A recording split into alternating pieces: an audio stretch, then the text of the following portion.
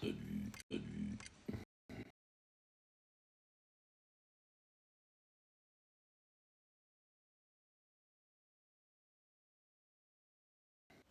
Et là, on partage.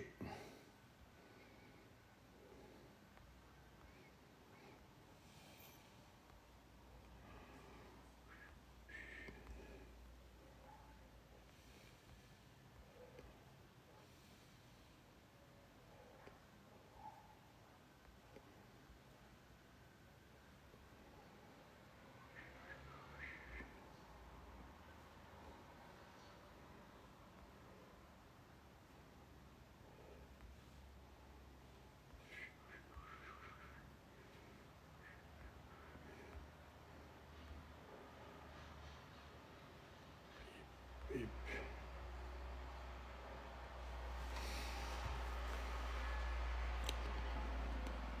bip, bip, bip, bip, bip, bip. Salut Idir.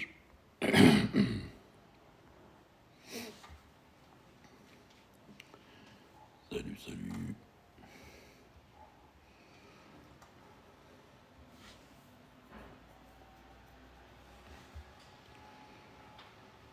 Budgetto, bonsoir. Budgetto, bonsoir. Salut. Salut, salut, salut, Sahbi. Rania, bonsoir.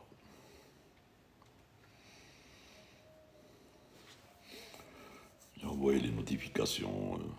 Tant qu'ils les reçoivent.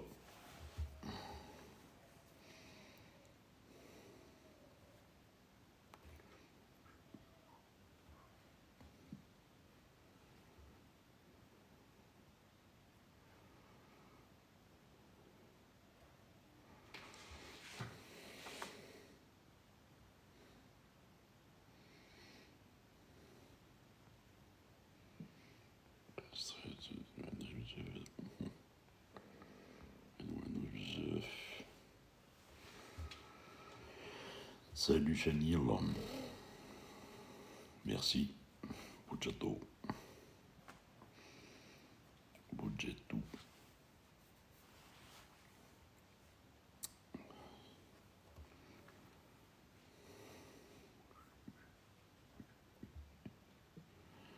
Emina Mamouna. Salut Hussein. Pas encore. J'essaie de m'habituer au provisoire. Salut Eagle One. C'est un provisoire seulement. Donc il ne peut pas donner les résultats escomptés. Oh, un revenant. Oh, un revenant. Oh, un revenant. Salut Nordin. Salut Morad. Ah, puis j'arrive de Dubaï, j'ai attrapé, j'ai fait Médine, Dubaï, J'ai vu la et télé. je suis à plat, j'ai la grippe avec le HPS, j'arrive pas, Oh je suis avec la putain. fièvre. Et alors tu te soignes au moins. Tu te soignes. Comment? Oui, oui, oui, j'ai pris un traitement. Salut JB s'il m'entend, bonjour tout le monde. Je dis bien. Voilà. D'accord. Salut Oui, j'ai JB. vu que tu as la grippe, là, oui. T'es J'ai, bien. j'ai pas dormi de la nuit, ben, avec mon nez coulé, je te dis pas. Ah ben, c'est JB, c'est clair. pas encore au point. Hein. C'est pas encore au point. C'est provisoire. Oui, d'accord. OK.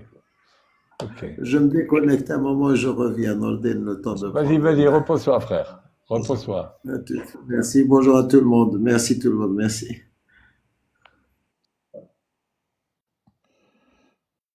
Ah, il est mal en point. Hein. À la voix, tu le La sens qu'il grippe, est ça mal en fout en l'air, hein. La grippe, c'est. Surtout, elle dit que t'as le Moyen-Orient, hein. C'est ce qu'il vient de dire. Il a chopé le H, je sais pas quoi. Ouais, ouais. Ah, ouais, ouais. Et oui, parce qu'il a fait Médine, retour, ensuite Dubaï. Alors tu as compris que ça tourne là-bas. Hein. Et ouais.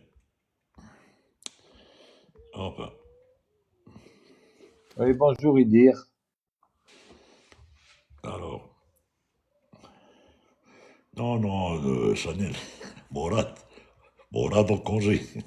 Tu rigoles. possible. Salut, Janelle. J'arrive pas à m'habituer au provisoire, JB. C'est certain que c'est une autre géométrie, hein? Ouais, ben c'est seulement un truc examen pour là, quand même. Ouais, ouais, J'ai ouais, l'impression ouais. que c'est vivement la finition, quoi. Salut Jalal. Ça résonne. Oui, on y a, ça résonne. Ça zozote. Alors, profitez-en, profitez-en.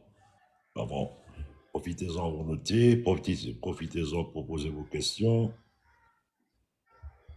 Pour l'instant, on est en Ouais, je suis rond. en train de travailler là, sur la truc pour la formation des nuages, mais le, le problème que j'ai, c'est l'approche pédagogique. Je sais pas. C'est lourd, hein?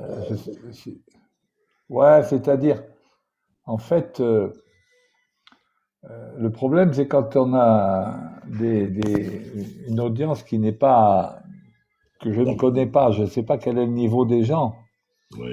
Donc, je suis en train d'essayer de trouver une démarche qui soit pas trop, avec pas trop de formules, tout ça. Enfin, je vois. Je, je tâtonne. J'essaie d'être le plus didactique possible, mais c'est pas évident.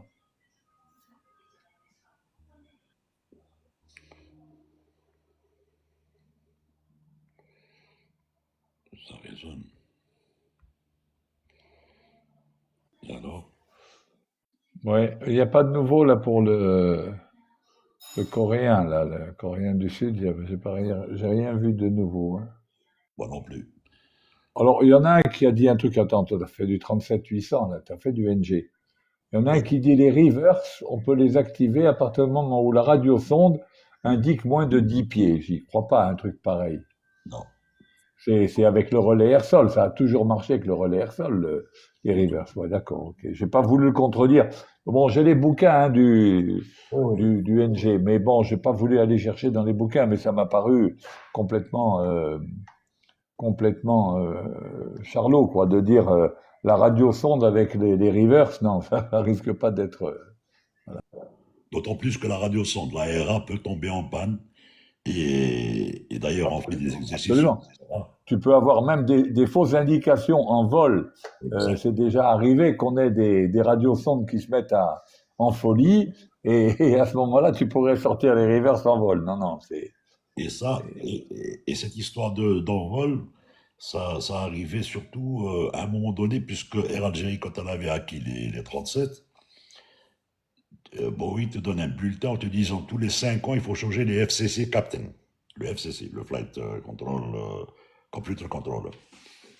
Ce qui n'a pas été fait. Donc en 2300 sur Oscar Alpha, l'avion retardé, il retardait tout ça, il dit retard, il retardait, et il dit 10. Donc déjà c'était anormal. À Oscar Alpha 2300 pieds. ah, d'accord, ok. Donc Non, mais même sur les anciennes radiosondes, je me souviens que assez souvent, on avait des radiosondes qui rentraient un peu en folie, en altitude. Bon, pas tout le temps, mais ça arrivait de temps en temps, quoi. c'est vrai, c'est vrai.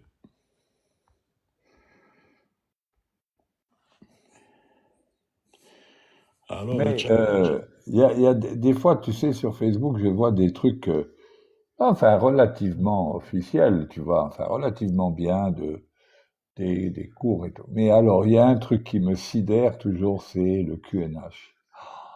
Le gars qui a le culot de te dire, le QNH, eh ben, quand l'altimètre est calé au QNH, le pilote a une indication de l'altitude de l'avion au-dessus du niveau de la mer. Franchement, mais alors quand je vois un truc pareil, j'ai envie de purée, mais c'est pas vrai. Comment des trucs comme ça sont bien ancrés dans la tête des gens et puis c'est tout, hein, ça y est, c'est parti, hein.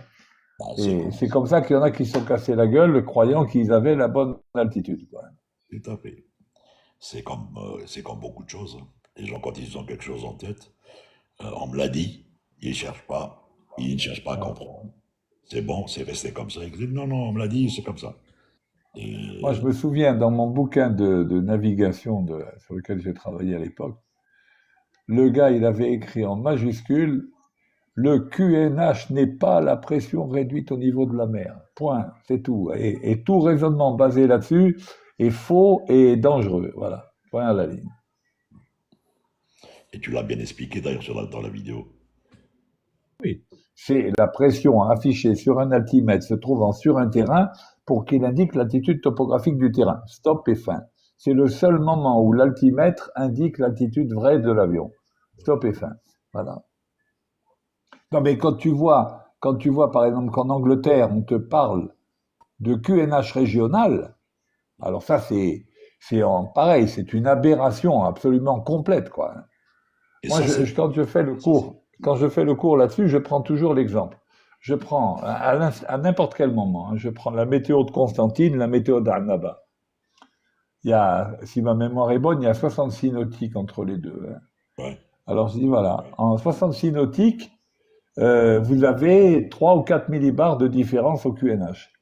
Si c'était la pression réduite au niveau de la mer, il y aurait un purée de vent, parce que si sur 66 nautiques, tu as 4 millibars de différence, bonjour les dégâts, hein, ça fait un sacré gradient. Hein, voilà.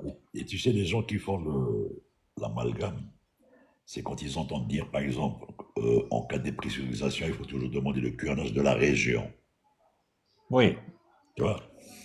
Et donc, ils pensent directement que c'est comme ça. Et Ouais, c'est pour avoir ouais. la message. Mais Oui, oui, non, mais bon, il est vrai que quand on parle de QNH, il est vrai que l'erreur, quand on est en altitude, il n'y a pas de problème. L'erreur par rapport à l'altitude vraie, bon, elle n'est pas énorme, énorme. Encore que si la température est très différente du standard, tu peux avoir des différences d'altitude qui sont très importantes entre l'altitude vraie et l'altitude indiquée, hein, c'est clair. Voilà. Mais bon, moi, je me souviens d'un problème que j'avais posé il y a très longtemps à des élèves. Eh ben, attends, qui c'était? C'est des gars comme Nourdine Zagaï, tiens, il fait partie de ce groupe, Aguenarou, c'est tout ça, Mazari, tout ça, à Oran quand on était à l'IHFR. c'est fait. Et je leur avais posé un problème. C'était un avion qui est du côté de Janet de nuit. Je leur avais donné la carte et tout. Voilà, il est à telle altitude, tel niveau de vol. Au départ, c'était un problème de transport de ligne de position, hein, de navigation pure, quoi. Et je leur donnais l'altitude, température extérieure, donc il fallait qu'ils calculent. Ils avaient la vitesse indiquée, il fallait qu'ils calculent la vitesse propre, machin, tout ça, là, enfin tout ça, tout le truc de navigation. Et puis je leur demandais quelle va être la position de l'avion à telle heure. Alors, les gars, évidemment, ils faisaient le calcul purement de navigation, purement. Et il y avait la carte, hein, ils avaient la carte VFR, enfin la carte avec comment dirais-je, les reliefs et tout. Et ils leur demandaient la position. Alors c'était de nuit, bien sûr. Ils leur demandaient la position, mettons à 1 heure du matin. Alors les gars font l'exercice, tout ça, et puis au fur et à mesure, ils m'apportent leur calcul au bureau, là, et puis je lis, tac, tac, je dis non, c'est faux, non, c'est faux, non, c'est faux. Alors, les mecs, ils comprenaient pas, ils avaient bien fait leur calcul de navigation, ils étaient sûrs de leur affaire, c'est faux, c'est vrai, j'ai dit, vous allez voir tout à l'heure. Alors, quand j'ai fait la correction, et voilà, nanana, nanana, nanana, l'avion à 1 heure du matin, il devrait être là, mais, sauf que, si vous aviez calculé l'altitude vraie de l'avion, vous seriez aperçu que il avait percuté la montagne un quart d'heure avant. L'altitude vraie était inférieure au sommet de la montagne et il s'était pété la montagne. Moi, ce problème-là, je l'avais fait parce que lors de mes études, dans les annales du PP1, je crois, il y en avait un comme ça, c'était du côté de Tenerife, là-bas, un DC3 du côté de Tenerife qui, pareil, on te posait un problème purement de navigation et en fait, on te demandait à aucun moment de calculer l'altitude vraie, sauf que si tu la calculais pas, bah, tu réalisais pas qu'il se cassait la gueule dans la montagne. Voilà. Ok. Riyad, salut. Ah oui. Salam alaikum. Bonsoir, j'espère que Alaykoum vous allez salam, bien. ça arrête. Ça va. Ça va, ça va. Alors, Gadra Riyad, tu es pilote? Oui. Où? À quel niveau et sur quel avion? Alors, je viens de commencer la qualif sur ATR 500 avec Air Algérie. Très bien, Et très bien. j'ai fait le 1900, le Beechcraft avec Star Aviation. Ça fait Ok, presque 2 ans là. ok. Ouais. Et la sélection, c'était récent, quoi. Ça fait pas longtemps, non? Non, ouais, non, non, pas du tout. C'est très récent. Ouais. Et comment ça se passe dans la QT, enfin sur la QT ATR? Ça se passe comment? Ça va? Oui, oui, ça va. J'ai commencé les faire les 50. Attends, tu es en train de conduire? Tu es en train de conduire. On lève le clignotant ou le gare? Ah, oui, exactement. Tu es en train de conduire? Non, il faut pas conduire, il faut choisir, tu sais. Ou tu gares, tu parles, parce qu'on préfère que tu as sa sécurité avant tout, hein. Ne conduis pas en Ah parlant. non, non, non, je connecte le Bluetooth, je suis en train d'entendre que j'ai téléphone à Nehato. Mais en conduisant, c'est dangereux. Exactement, oui. En tout cas, Écoute, euh, écoute, il pleut. je te propose d'arriver à destination et d'appeler. On est encore en ligne, Très bien. d'accord? Et je préfère, D'accord, capitaine. je préfère Oui, oui. que tu arrives en entier et Aïe. que tu parles à l'aise. Ok, ça marche. À toute, Inch'Allah. À tout à l'heure, Inch'Allah. à toute, Riyad. Slama. Salut. C'est dangereux. Bon. Tu es en train de conduire, même avec le Bluetooth, on te rentre dedans, tu ne vois pas venir, hein. Donc, je préfère qu'il gare à l'aise, Non, non, il c'est vrai. remonte. Surtout qu'il a l'air d'être nouveau. Donc, ça doit être intéressant parce il est en pleine putée, hein. Allez, Ah moi là, ouais. tu voulais monter, non? Ouais, ça a décroché. Il allait monter, mais ça a décroché. Voilà, il est là. Ah non, il n'est pas là. Oh, Mohamed Ouazin. Non, il n'est pas en train de boire, il est en train de conduire seulement. D'accord. Donc, Salut Mohamed.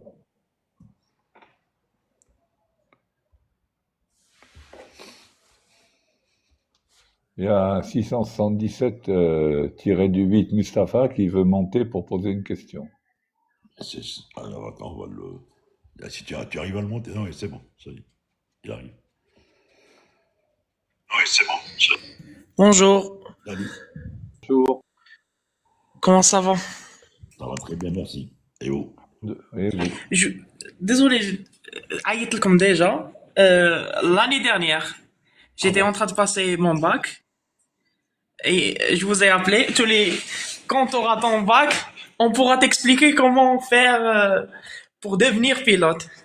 Tu as eu ton bac? Ouais, Ah bah vas-y, JB, explique-lui parce que ça va être long pour moi. Alors, eh ben, on va vous dire maintenant, il faut passer un diplôme universitaire. Voilà, voilà ce qu'on va vous dire.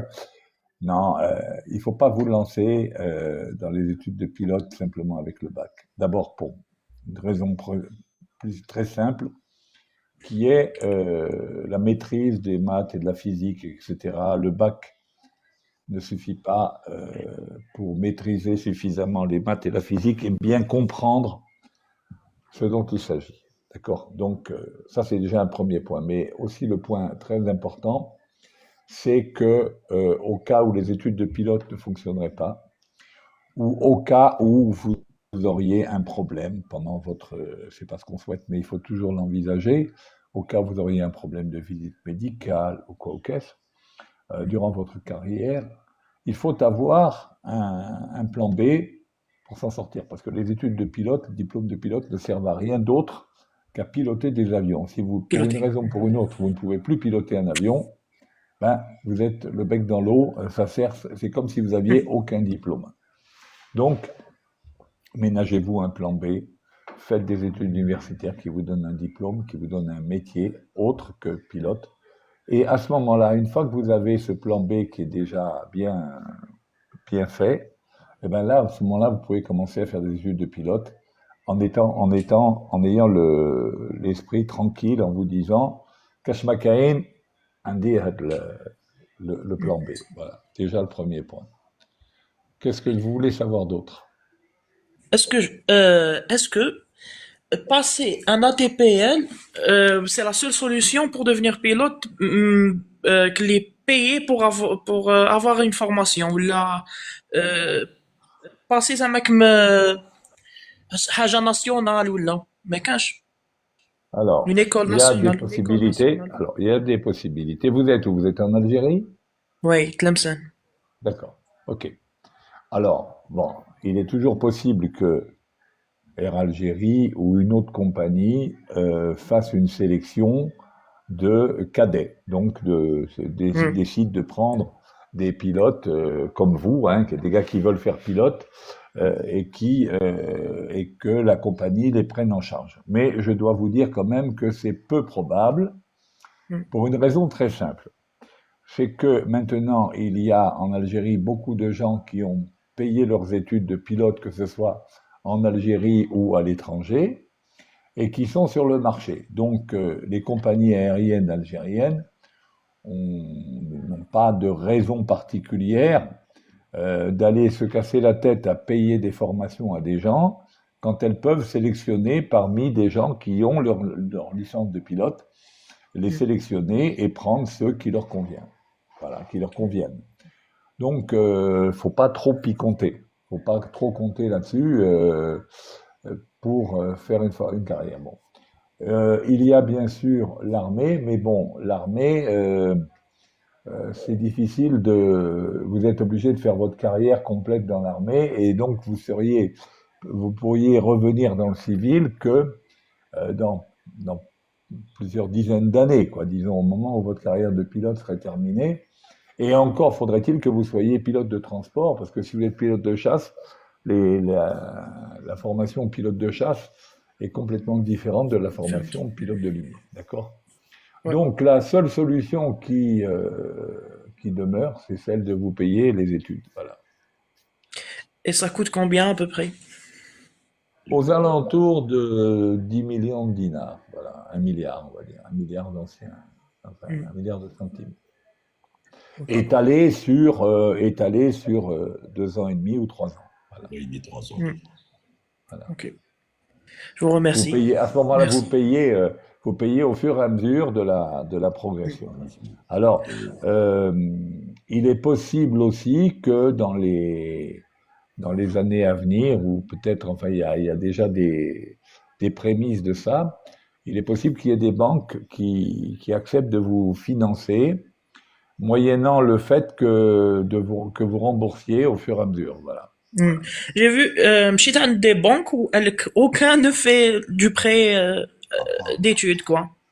Bah, écoutez, à part Salam Bank à Alger, voilà, Salam Bank, oui. il semblerait qu'ils sont sur un projet comme ça, il semblerait. Voilà. Okay. C'est-à-dire que si vous travaillez, par exemple, pendant que vous faites vos études, eh bien, à ce moment-là, au fur et à mesure, vous payez une partie, vous donnez une partie de votre salaire à la banque et voilà. Ça serait, on va y arriver à un moment ou à un autre. On va y arriver parce que, voilà. Mais pour le moment, il n'y a rien de concret là-dessus. Mais de toute façon, croyez-moi, croyez en notre expérience, et Nourdine, c'est la même chose. On a tous fait des études après le bac. Hein. Voilà. Ok. Donc, me diriger vers des études mathématiques ou la préparatoire. Maths, physique, je sais pas, des ingénieurats en génie mécanique, des choses comme ça. Ou bien un ingénierat dans le domaine aéronautique hein, aussi. C'est intéressant. Ouais. Ça vous donne... moi, j'ai eu plusieurs élèves qui avaient fait l'Institut aéronautique de Blida, qui étaient ingénieurs en aéronautique, et qui se sont convertis ensuite comme pilotes. Voilà. Ok. C'est pas obligatoire de faire des études dans l'aéronautique, mais c'est quand même. Mais je vous dis donc génie mécanique, informatique, enfin disons tout ce qui a trait aux maths et à la physique. Voilà. Maths appliquées et physique. Voilà. pour pouvoir suivre la formation, pour pouvoir suivre Hmm, et savoir de quoi on Pour parle. pouvoir suivre et pour pouvoir bien comprendre de quoi il s'agit. hmm.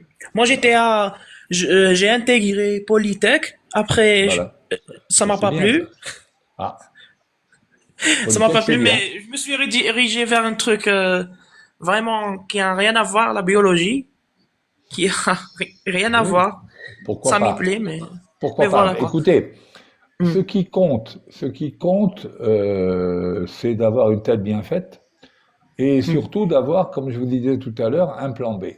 Voilà, un Ouais, plan B ouais. qui vous permettrait, au cas, vous savez, on a des exemples, hein, on a tous connu des exemples. Moi, je me souviens d'un gars qui était tout à fait intelligent et tout, qui a fini comme ingénieur chez Marcel Dassault, a travaillé sur le Mirage 2000, donc c'est pas Hmm, n'importe qui. Et quand le même. gars, il a voulu faire pilote, mais ça n'a jamais fonctionné. C'est-à-dire il a piloté un peu, mais pendant sa formation, ces instructeurs se sont rendus compte que il y avait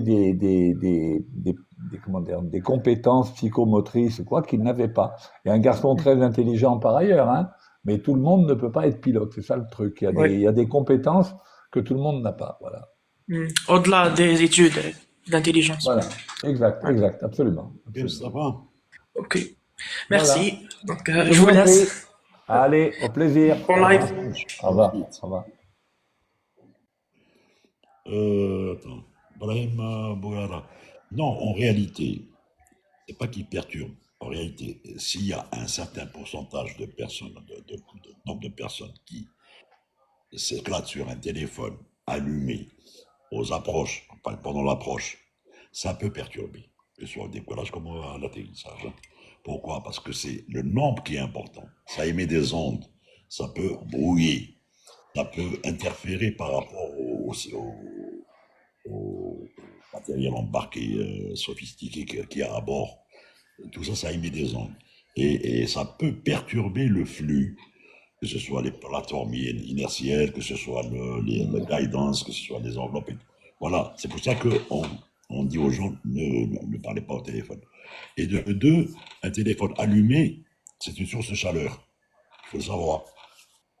Donc, s'il passe en overheat, par exemple, ben, c'est une source de chaleur. Donc, il faut éviter.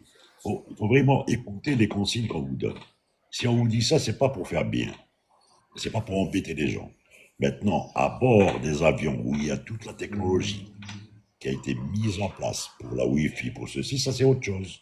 Parce que il y a des protections qui sont mises pour justement parer à ça. Il y a des pare-feux. Écoutez ce qu'on vous dit et c'est tout. Écoutez plutôt les consignes de sécurité et vous allez voir que ça se passe très très bien. Sinon, on n'a jamais observé d'ONI, hein, d'objets volants non identifiés. De ma vie, j'en ai jamais vu. Donc, j'en entends comme tout le monde dans les Moi fois. non plus, j'en ai jamais vu. Non.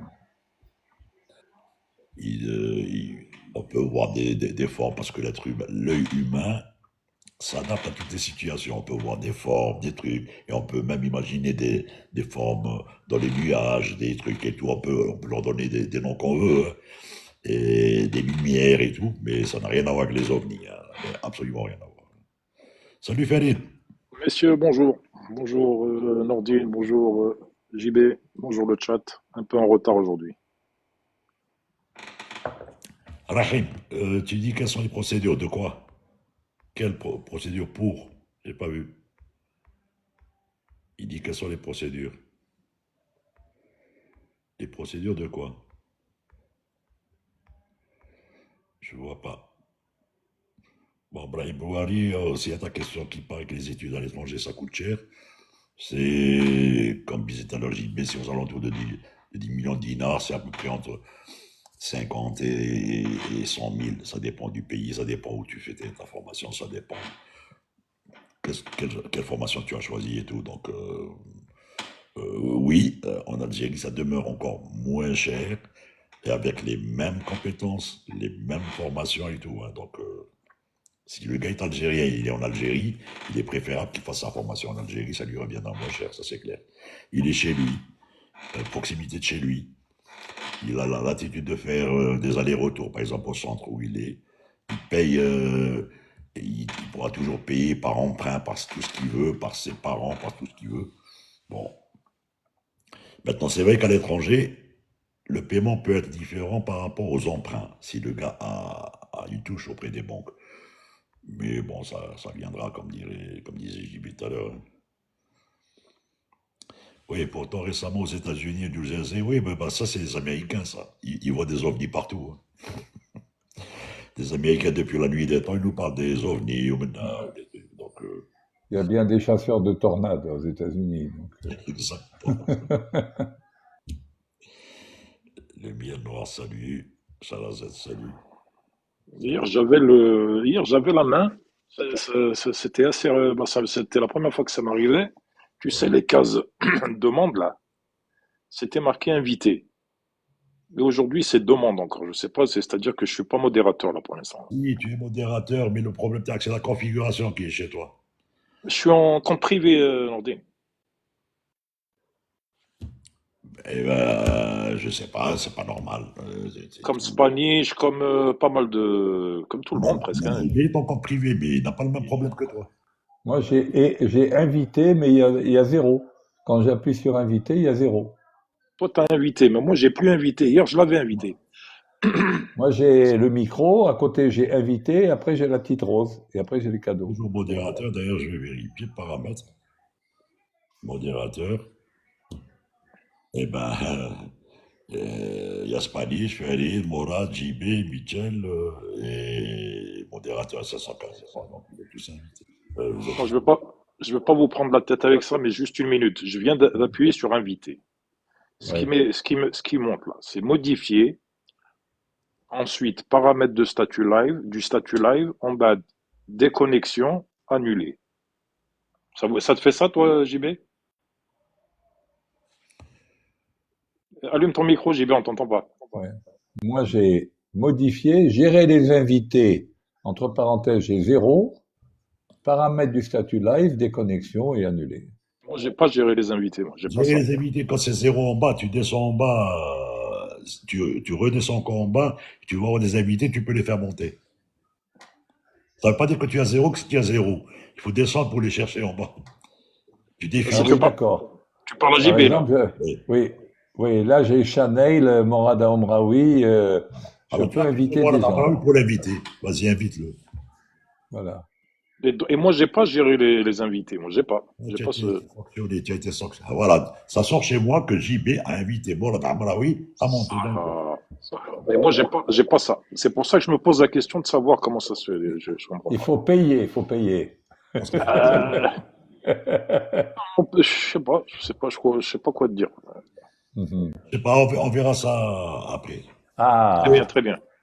il y a Mimi's back. Eh non, il est reparti. Il a la caméra aujourd'hui? Non, il n'a Alors, pas la caméra parce qu'il n'a pas les 1000 followers. Il dit que pensez-vous? Il n'a pas les 1000 abonnés, donc il ne pourra pas monter. Enfin, il pourra monter, mais sans caméra. Que pensez-vous de l'utilisation des moteurs supersoniques similaires à ceux du Concorde? alors. Il te dit, pensez-vous que cela pourra revenir un jour sur un avion de ligne? Oui, les Américains sont sur le projet. Les Américains, il y a un projet américain qui est soi-disant bien avancé et qui prévoit faire un petit peu le même prototype que Concorde. Est-ce que ça va Mais il y voir? en a un il y a un petit, actuellement, ils sont en train de tester un avion un peu plus petit, quoi, un truc de taille un peu plus réduite qu'un avion de ligne standard. Oui, mais bon, le problème du supersonique, c'est bien évidemment la consommation de carburant, la rentabilité. Ah voilà, Mimi's back, voilà. Bonsoir. Oui, Bimis.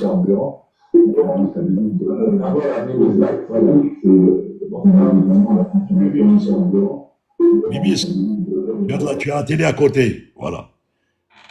Tu, ne sors pas, ne sors pas, ne change pas de page. Si tu es avec papy, passe-le nous. Je vais arrêter mon micro, comme ça on l'entendra mieux. Reviens sur la page. Ne sors pas. Mibisque, ne sors pas. Allô. Je sais pas, il n'arrive pas peut-être à... On va le réinviter. Attends. Vas-y, vas-y.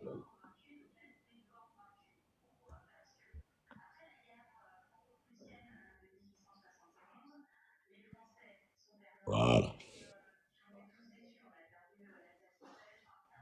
Accepte, Mibisque, voilà.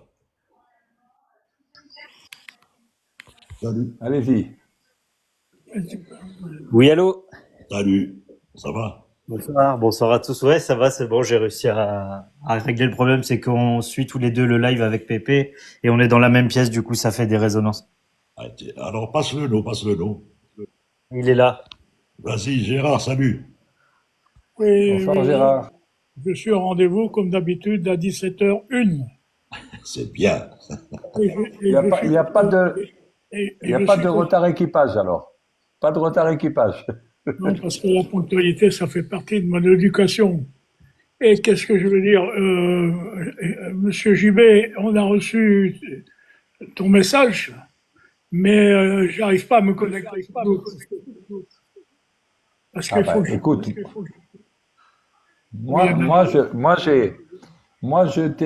j'ai mis que je te suis en retour. Donc normalement, tu dois pouvoir voir mes vidéos.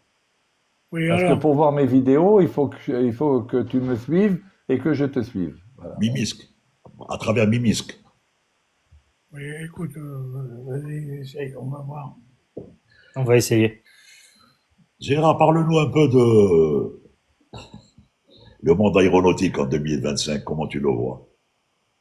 Oh, mon pauvre monsieur, je crois qu'il va y avoir besoin de beaucoup de pilotes, hein. Non, écoute, je vous écoute sur les questions, enfin, des gens qui posent pour être pilote, et je crois que vous raisonnez parfaitement bien, qu'on ne peut pas se lancer là-dedans sans avoir au moins un plan B, ça c'est la vérité. Beaucoup d'ailleurs, beaucoup de nos OPL, ils avaient fait ça, ils avaient tout, du recours, ils étaient soit ingénieurs, soit ils avaient fait l'école de l'air, enfin bon, ainsi de suite. Bon. Je trouve que vous répondez bon, enfin, ça me convient. Je trouve pas d'erreur dans ce que vous dites. Au contraire, c'est la vérité. Donc c'est bien. Je sais pas si vous me voyez, mais moi je vous vois très bien. Non, J'ai le téléphone portable de mon petit-fils, mais j'ai quand même des difficultés parce que j'ai les oreilles un peu abîmées. Ah oui. Je n'entends pas toujours très bien. Mais je suis toujours heureux de vous voir et de vous écouter. Ok. Je veux pas- Mais normalement, mais Gérard, normalement, puisque tu es maintenant connecté avec moi, normalement, tu dois pouvoir voir mes vidéos. Oui, il y avait une question quand même que je voulais poser parce qu'en fait, je Ouais. suis pas abonné à TikTok. Il faut être abonné certainement. non, non. Non. C'est ce que m'avait dit Noureddin. Il m'a dit, t'es pas obligé d'être abonné. Oui, alors Abonné. pourquoi Tu je... dois suivre, tu dois le suivre sur son profil pour que tu Oui, puisses voir ses vidéos. oui, ben, je suis d'accord. Sur son profil, ce matin, j'y étais. Et on n'avait pas les vidéos. Non, mais Alors, depuis, je l'ai.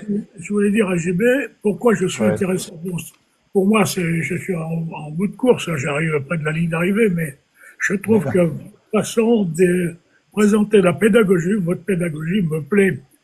Et à travers ce que j'ai pu écouter, ça me rafraîchit d'abord des connaissances, j'en ajoute un peu, parce qu'il y a des choses que j'ai un peu oubliées, puis je me dis, tiens, oui, il a raison. Ce qui me surprend, c'est que vous travaillez, vous avez une mémoire terrible, hein, les formules et tout ça, bien incapable de donner, mais quand vous les donnez, j'ai dit, putain, oui, il a raison, l'autre fois, vous avez Oui. donné la portée optique. Oui, bah, le gars qui posait une question sur la portée du vol, je me souviens plus exactement. Enfin, je me régale. Ouais, exact. Il y a un peu de plaisir de vous 1,23 écouter. 1,23 racine de h plus h prime en pied. Et puis, comme je vous l'ai dit, ça me Là- rafraîchit parce que je suis plus je suis en retraite depuis 27 ans, c'est pas une référence. Je suis parti à 60 ans. Comme je vous l'ai dit, j'ai fait 13 000 le- heures de vol, que de l'instruction. Hmm. C'était mon dada d'avoir des élèves, de les former, enfin bon. Noureddin lycée, c'était un de mes brillants élèves. Et on a Mathieu Voilà. depuis 35 ans. Depuis 35 ans, tout ça, ça me... C'est un homme de tradition avec la fidélité, le respect, de toutes ces choses-là. Et quand Noureddin, depuis 35 C'est ans, clair. dès qu'il arrive le premier dan, je sais qu'il va appeler, et à chaque fois, il me dit, attends, bonne année, bonne année. Voilà. Il a fait ça tout le temps. Et ça Ben, m'a et ça m'a ah oui. Mais c'est ce qu'il y a de magnifique dans ce métier, c'est que moi, hier, on était à la Madrague, on est allé manger, et je suis tombé sur deux collègues, en fait, c'était Iger et Merci. Barihi. et Voilà, Yacine et Faisal. C'est des garçons auxquels j'ai fait de l'instruction. Bon, il y en a un qui est sorti en retraite. Je sais pas sur quelle machine il était. Je pense qu'il était sur 777 ou 87 ou quoi. Et l'autre, Faisal, il est commandant sur 380, quoi. oui, oui, Donc ça fait plaisir de voir que des gens qu'on a formés, auxquels on a fait de l'instruction à une époque, ben maintenant ils sont captains sur des machines pareilles. Ça fait oui. plaisir. Moi, j'ai vécu tout ça parce que j'ai eu des élèves qui ont fait Concorde et tout, enfin, ainsi de suite. Et ça, c'est une histoire ancienne. Exact. Voilà. Merci, merci. Je vais repasser le téléphone. Ben c'est Merci beaucoup parce que moi, j'ai un portable, mais d'accord. le portable Allez, à 3,95 €. Il a, ben, il arrive. Allez, je vous Gérard, embrasse. il faut demander, il faut demander, il faut, Gérard, il faut demander à ton petit-fils qui t'offre un portable ultra moderne, voilà. En plus, je crois qu'il me montre comment il faut l'utiliser. Il n'y a plus rien qui rentre. Voilà, Hein. Enfin bon. d'accord. Je vous embrasse et merci. Merci. Allez, ciao, Merci ciao, bien. Au Gérard. revoir tout le Au revoir. monde. Au revoir. Au revoir. Bon Au live. revoir. Au Bye. revoir. Ciao, ciao. Pour le chat, Gérard, c'était mon premier instructeur, mon mentor dans l'aviation en 82. Alors, je vous laisse faire le calcul tout seul. À Montpellier, ensuite Toulouse, retour à Montpellier, Saint-Jean. Tu vas prendre le thé, vas-y. Vas-y. Mais il est d'une humilité incroyable, hein. Ah oui, Gérard, oui. Et encore, il faut le connaître de face. Le gars, il a 86 ans. Il est toujours dans l'aviation. Mentalement, physiquement, même s'il est avancé dans le truc. Mais on avance tous dans l'âge. C'est clair. Salut IT. Et il est en train de patiner encore, le temps qu'il arrive à le... Il a formé jusqu'aux quelles années à peu près? 97. Formé jusqu'en 97, hein. Oui. Parti exactement en mars 97 à la retraite. Et j'ai Euh, encore les vidéos. ouais. Donc tu as des gens qui l'a formé et qui sont encore en service, alors il n'y a pas de problème. Oui, bien sûr. Oui. Et worldwide, hein, c'est-à-dire, je te parle de partout, d'Afrique, d'Europe, ceux qui ont fait des formations à Montpellier, quoi. Monde entier. Alors, Pas d'Américains qui te font de formation là-bas, non, je pense pas. non, les Américains, ils ont un esprit spécial. Ils sont FAA, donc ils veulent rester aux States. Sauf ceux qui s'expatrient en Europe. Et ils sont très rares, hein. Et même ceux qui veulent aller au Moyen-Orient, ils passent par le système FAA et ensuite ils font la conversion ICAO ou ils vont directement travailler avec leur licence FAA au Moyen-Orient.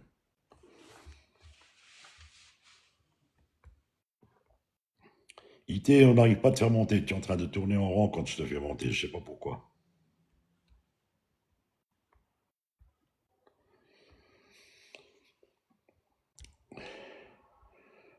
Bon, là, je l'ai invité, ça tourne en boucle. Il n'arrive toujours pas à truc. Je vais en griller une pendant ce temps-là. Vas-y, hein.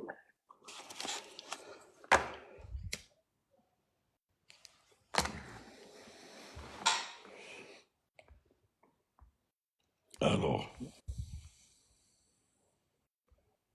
Aujourd'hui, c'est plus que mort, hein. Aujourd'hui, vraiment, c'est vraiment. étudier en Bitcoin, c'est-à-dire en Bitcoin. Tu as des Non, Bitcoins? ça c'était. Non, ça c'était tout à l'heure quand JB me disait qu'il fallait payer. Hmm. À ce moment-là, il me semble. Alors, il te dit en Bitcoin. Ouais, Bitcoin, ça va faire même pas un Bitcoin, hein. Donc le Bitcoin maintenant, il fait pratiquement 100 000 euros, 100 000 dollars plutôt. Ouais. Moi, j'aimerais bien trouver des gens à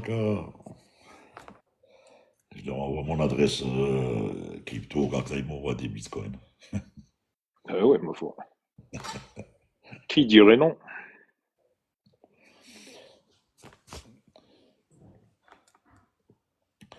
Tu as une adresse crypto Non, moi, j'ai pas de crypto, non. et donc tu ne pourras pas le recevoir. Ouais, bah ça c'est clair. Alors si tu as quelqu'un, tu passes par moi, je te donnerai. Ouais. Allez, tu dis, ah ok, ok.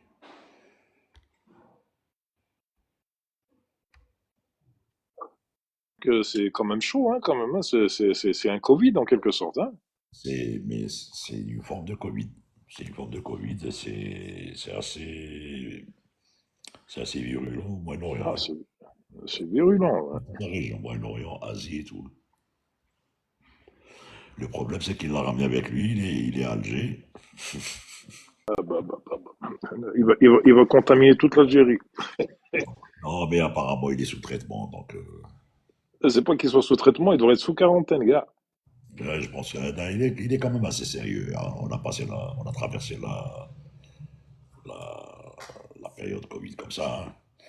Donc, et pourtant, il nous arrivait de travailler, de faire des vols de rapatriement, trucs et tout, mais on prenait nos.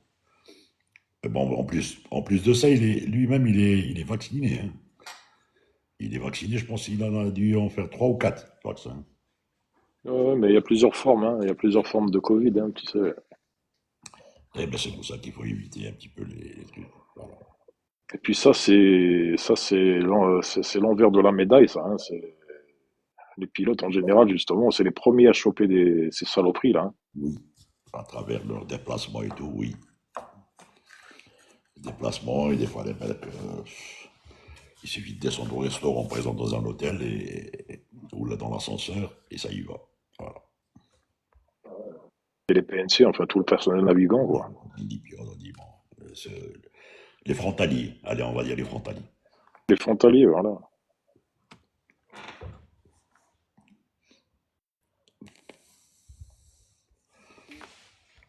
Allez,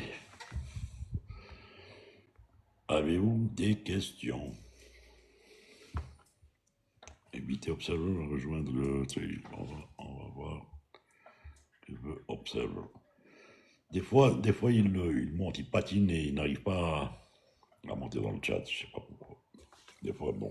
Des fois, c'est une question de connexion aussi, hein. Absolument, ouais. Salut, Ahmed. Salut Captain Norden, Ça va? Salut Ahmed. salut Ça se passe bien? Captain Farid, Captain GB. Ça se passe bien pour le fiston? Comment? Pour le fils, ça se passe bien, ça va? Oui, ça se passe bien. Il a pris 10 jours de congé à partir d'aujourd'hui. Ah, ben, c'est bien. C'est bien. Il est sur NG, c'est ça, hein? Il est sur NG, c'est ça. Il est sur Alger, mais Mais, oui, il est sur Alger. On est de Milan. non, il est sur NG. Il est sur NG. Ah, sur NG, oui. Sur le 737 800. Voilà.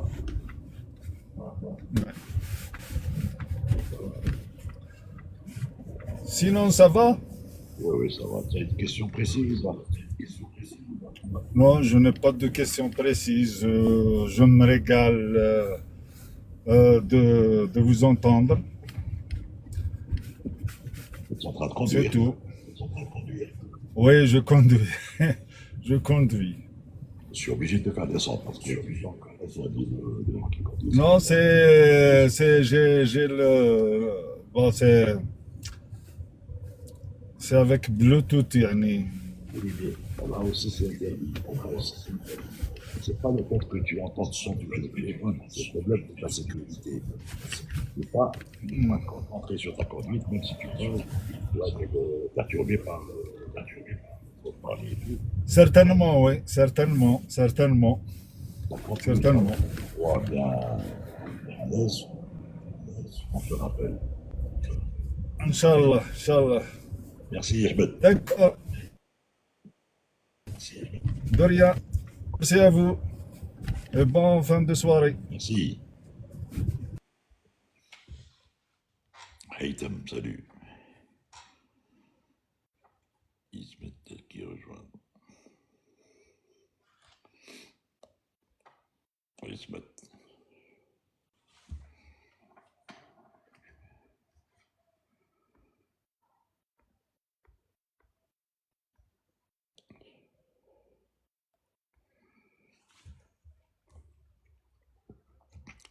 Et l'Algérie a converti ses futures acquisitions de... Oui. Oui, oui, bon. C'était prévu, c'était prévisible. Les 350, c'était pas jouable. C'était pas jouable à cause de la chaîne au niveau de la maintenance. C'est resté sur la même batterie d'avion, c'est-à-dire 330, et l'autre batterie qui est Boeing et ATR. Donc, changer en 350, 350 étant un monobloc, ça pose beaucoup de problèmes pour le maintenir en état. Un avion sans aile, est-ce possible? Si tu arrives à faire une espèce de suppôt pour avoir une portance, pourquoi pas? Non, les ailes servent surtout pour avoir une surface à l'air, pour avoir une portance, pour pouvoir, à une certaine vitesse, prendre de l'élan. La preuve, tu prends une voiture de Formule 1, tu lui mets des ailes et un empennage derrière, à 300 et quelques, il va décoller. Il va sortir, il fait un braquage de volée, il va décoller.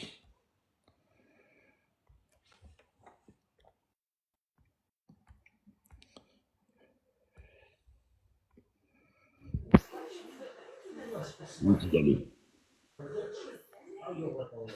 Allô? Allô? Tu es allé? Hello, Allô? Allô? hello, my friend. Salut. Ça va bien? Do you speak English? Little bit. What? Little. Just a little bit. Why? You don't speak French? You don't speak Arabic? Yes, I speak Arabic and I am beginner English. Yeah, donc بالدارجة معليش. Tu peux parler بالدارجة si tu veux. اوكي تسمع تفهم الدارجة. Bah, bien sûr que le femme dirigeant, je suis algérien quand même, non? بيان. يهدر. انا باكم دايرين ضيف عن بالي تاع باش تعلموا فيه لونجلي. لا لا لا لا لا لا شكون هذو؟ هذا اللايف هذا مديور تكلم طيران، نتكلموا غير طيران. On parle غير pour ما لا سمح لنا. If you ما لا want to سمح learn لي يا English, عزيز انا غلطت برك. باسكو دوكا كنت في لايف حاب ندخل فيه ما نعرفش كاع كيفاش جيت لهنا. y a pas de problème, pas de problème. مرحبا بك. عليكم الصحة السلام عليكم. صحيت. صحيتكم. الله يحفظك السلام عليكم. Abdelhak, salut. Oui, je t'ai dit qu'ils ont, mais s'ils ont converti, bon, ils ont abandonné l'option 350 pour les 330 Neo. Et je trouve que c'est une bonne chose. Parce que d'abord, le marché 350, l'Algérie, maximum تاعها fait Pékin et Montréal.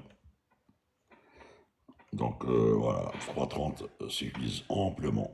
Surtout qu'ils vont convertir 2 330 en avion cargo. Donc ceci va compenser cela. Ils vont faire et du cargo en 330 et de la ligne avec les 330. Donc voilà, 350, c'est aller vers des problèmes inconnus pour la maintenance.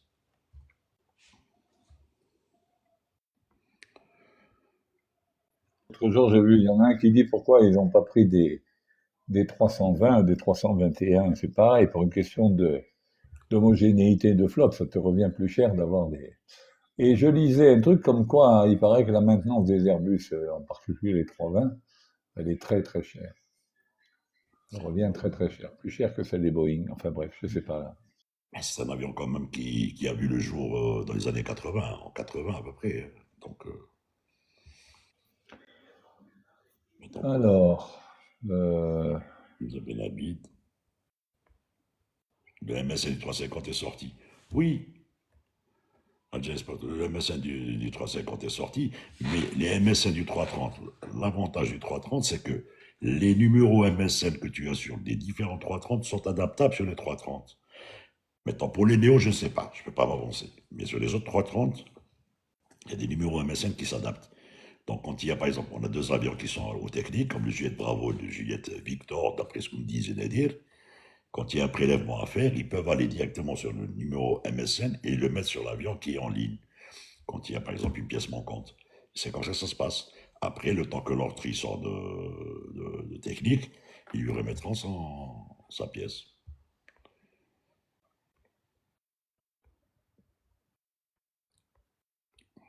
Farid, il n'a pas une question à poser là, en attendant? Ouais, non, mais je vais te poser une question, JB, tout de suite.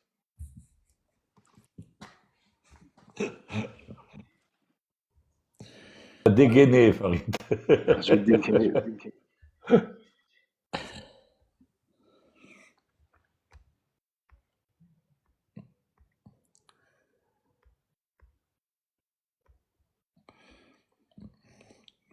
C'est quoi cette histoire d'avion bombardier?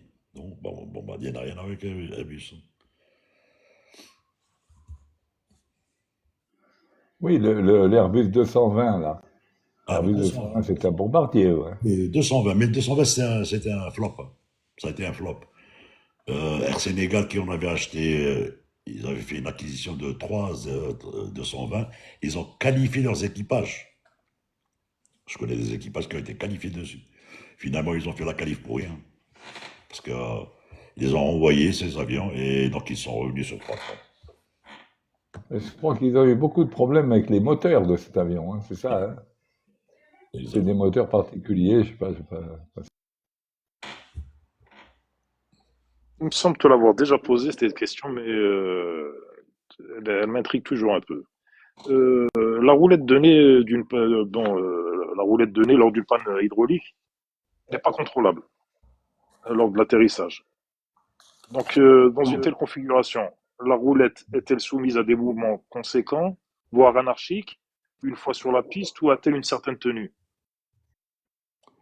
Tu parles de steering. Bon, d'abord, oui, mais le nose wheel steering maintenant, même en panne enfin, il faut avoir une panne d'hydraulique vraiment complète pour que ça marche plus. Sur les anciennes générations d'avions, on admettait que quand on perdait le A, il n'y avait pas de backup pour le nose wheel steering, mais très honnêtement, moi je me suis posé 2 fois avec la panne d'hydraulique du A, donc sans nose wheel steering, pour autant que les roues avant soient bien équilibrées, ce qui est le cas, qu'il n'y ait pas eu qu'on n'ait pas constaté de chimie. Le chimie, c'est justement des vibrations dans le train avant qui sont liées à des usures inégales des 2 pneus ou d'un manque d'équilibrage, un truc comme ça. Franchement, les 2 fois où je me suis posé en perte d'hydraulique du A, donc sans orientation de train avant, il n'y a eu aucun problème. Il n'y a eu aucun problème. Bon, parce qu'il faut quand même concevoir que tant qu'on est à relativement haute vitesse, on contrôle avec la gouverne de direction, qui reste efficace tant que la vitesse est relativement élevée.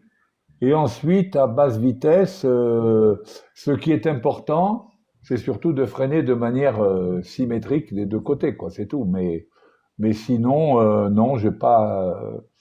On envisage toujours quand on est en perte du A et enfin quand on était en perte du A et qu'on n'avait plus d'orientation de train avant, donc le steering, on envisage toujours la sortie de piste.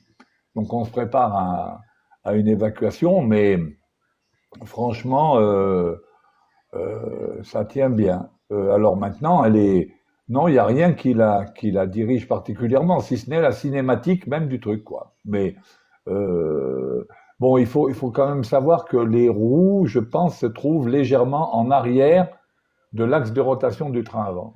Elles se trouvent légèrement en arrière. Donc il y a, du fait de frottement des pneus, au sol, il y a tendance à garder l'alignement, quoi, à avoir zéro d'angle. Le roll-out. Mais sinon, voilà, sur le roll-out, oui. Mais sinon, il n'y a pas de, non, il y a pas de problème majeur. Par contre, sur 330, par exemple, si tu perds le green, donc le train d'atterrissage, bien sûr, il sortira en manuel. À l'atterrissage, il faut rester sur la piste, ne pas essayer de dégager. Dans un passé récent, Airbus parlait de différentiel pour sortir avec les réacteurs. Mais ils avaient vu que aux faibles vitesses, la roulette ne réagissait pas exactement comme prévu. Donc, il prévoit de bloquer la piste, d'être tracté, et sans plus. Et après, ça arrange tout ça. Par contre, il y a un système lorsqu'on décolle, lorsque l'amortisseur avant est détendu, il y a un système de cam qui remet le train avant forcément à zéro, pour qu'il puisse rentrer dans le logement de train correctement. Voilà. Bon, ça, c'est mécanique. Hein. C'est mécanique. On n'en avait jamais parlé de ça, tiens. Dans la schématique du logement, du logement de train. Ouais. Mais si tu veux, sur l'amortisseur, quand l'amortisseur se détend, il y a un genre de doigt sur la partie mobile de l'amortisseur, donc la partie inférieure, et qui bouge de telle manière que elle va se mettre dans une cam qui est en V. Il y a un genre d'encoche en V, et ce doigt là est obligé d'aller, quand l'amortisseur se détend, il descend donc, et il est obligé d'aller se mettre dans ce V, et donc de mettre le train avant à zéro. Et si on n'a pas ça, d'ailleurs, il y a une interdiction de lever le train, de manœuvrer la manette de train. Moi, je parle des Boeing, hein. Je parle des Boeing que j'ai pilotés. Il y a un solénoïde dans la manette de train qui, quand la situation du train d'atterrissage n'est pas safe, après décollage, on prend la manette, on peut pas la relever, on peut pas la mettre sur up. Il y a un verrouillage. Et ce verrouillage, il est évidemment dès que l'avion est par terre. Quand on est par terre, le verrouillage est engagé. On ne peut pas lever quand on est au sol. On ne peut pas lever la manette, même si le seul moyen de lever la manette, c'est qu'il y a une gâchette d'override sous la manette. Il y a une gâchette comme une gâchette de pistolet rouge. C'est l'override. Et à ce moment-là, alors on l'utilise cette gâchette d'override si au décollage on a un problème que la manette de train ne veut pas rentrer, donc le solénoïde est engagé, et donc il y a une anomalie, mais on ne fera l'override pour donc déverrouiller le solénoïde et permettre la remontée de la manette de train. On ne le fait que si, en même temps qu'on a ça, on a une panne moteur, pour justement satisfaire à la configuration deuxième segment qui impose d'avoir le train rentré, volet, décollage au deuxième segment. Mais sinon, si on n'a pas de panne moteur et que la manette de train ne veut pas passer sur up, on laisse comme ça. On décolle et on revient.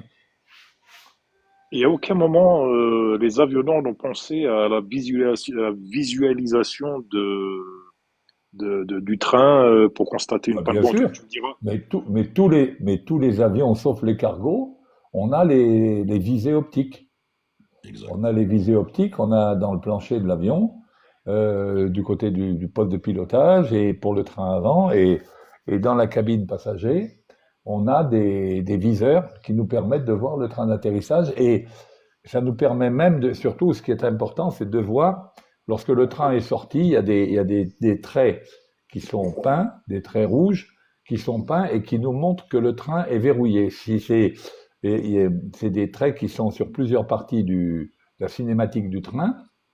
Et pour vérifier que le train est bien sorti verrouillé, on doit avoir ces traits rouges alignés. Et d'ailleurs, on peut même éclairer le logement de train depuis le poste de pilotage, parce que on peut aller vérifier ça même de nuit, on peut vérifier. Simplement, il faut soulever la moquette de l'avion et on a des viseurs, pas de problème. Alors, ils ont paré à ça en remettant un autre système au poste de pilotage, dans l'overhead, comme par exemple sur ATR ou sur NG, avec un deuxième système qui confirme les trois vertes. Qui confirme. Donc, dans tous les cas de figure, le gars, il saura très bien que son train n'est pas verrouillé. Donc, toutes les situations, il pourra le savoir. Toutes les situations. Est-ce que vous êtes frustré quelque part de ne pas voir un élément de l'avion comme ça, de visu, être juste averti par une alerte? Non. Par exemple, le plan fixe horizontal, les gouvernes, etc. Non. On fait confiance aveuglément à la cinématique de l'avion. À ce moment-là, je pense qu'il y a même un projet farfelu qui est en train de créer un avion en verre, transparent. C'est-à-dire que tu peux même voir les passagers assis en train de faire leur voyage. Il est d'actualité, attention, il ne faut pas rigoler, hein, le chat. C'est du réel. Il faut savoir que lorsque l'on fait les essais commandes de vol, même sur les anciens avions, hein, on avait des indicateurs comme quoi les commandes de vol suivaient. Exactement. Et sur les avions modernes, bien sûr, là, ça se voit sur les écrans. Mais même sur les anciens, on n'avait pas sur les ailerons, on n'avait pas les ailerons, mais on avait la profondeur, on voyait, et la direction, on voyait. Voilà. Exactement. Et qu'est-ce que vous pensez du DC-9 et ce système justement de plan fixe horizontal, toutes ces gouvernes qui ne sont pas enfin, c'est quelque peu singulier quand même Non, par c'est pas rapport singulier, c'est avec un anti-tab. C'est commandé par un anti-tab. C'est un truc qui a été fait sur plusieurs avions. Bon, il se trouve que dans le cas de l'accident de Ouagadougou, ça a été une des composantes du crash. Mais parce que l'équipage ne savait pas que, moi je l'ai appris par Aldo parce que je connais pas le MD-80, mais il y avait un backup hydraulique qui permettait de commander directement la gouverne de profondeur. Mais bon, en plus ça, bon, comme ils étaient déjà en ce qu'on appelle en super décrochage, avancé, décrochage, voilà. Ils ont fait vrille. Voilà. Donc là, c'était déjà foutu parce que le plan fixe horizontal avait décroché. Mais ils étaient en deep stall. Mais avant le deep stall, ils auraient pu en sortir avec ça. Voilà.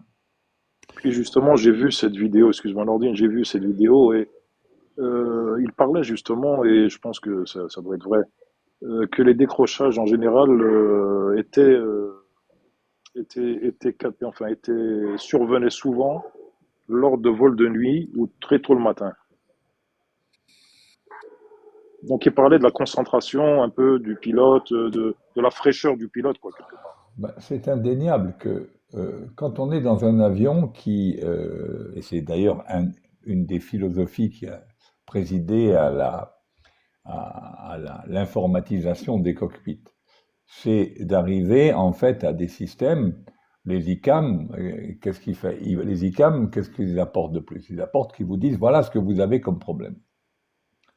C'est-à-dire que l'identification du problème ne réside pas seulement dans la capacité du pilote et dans son observation des anomalies qu'il peut constater sur son tableau de bord.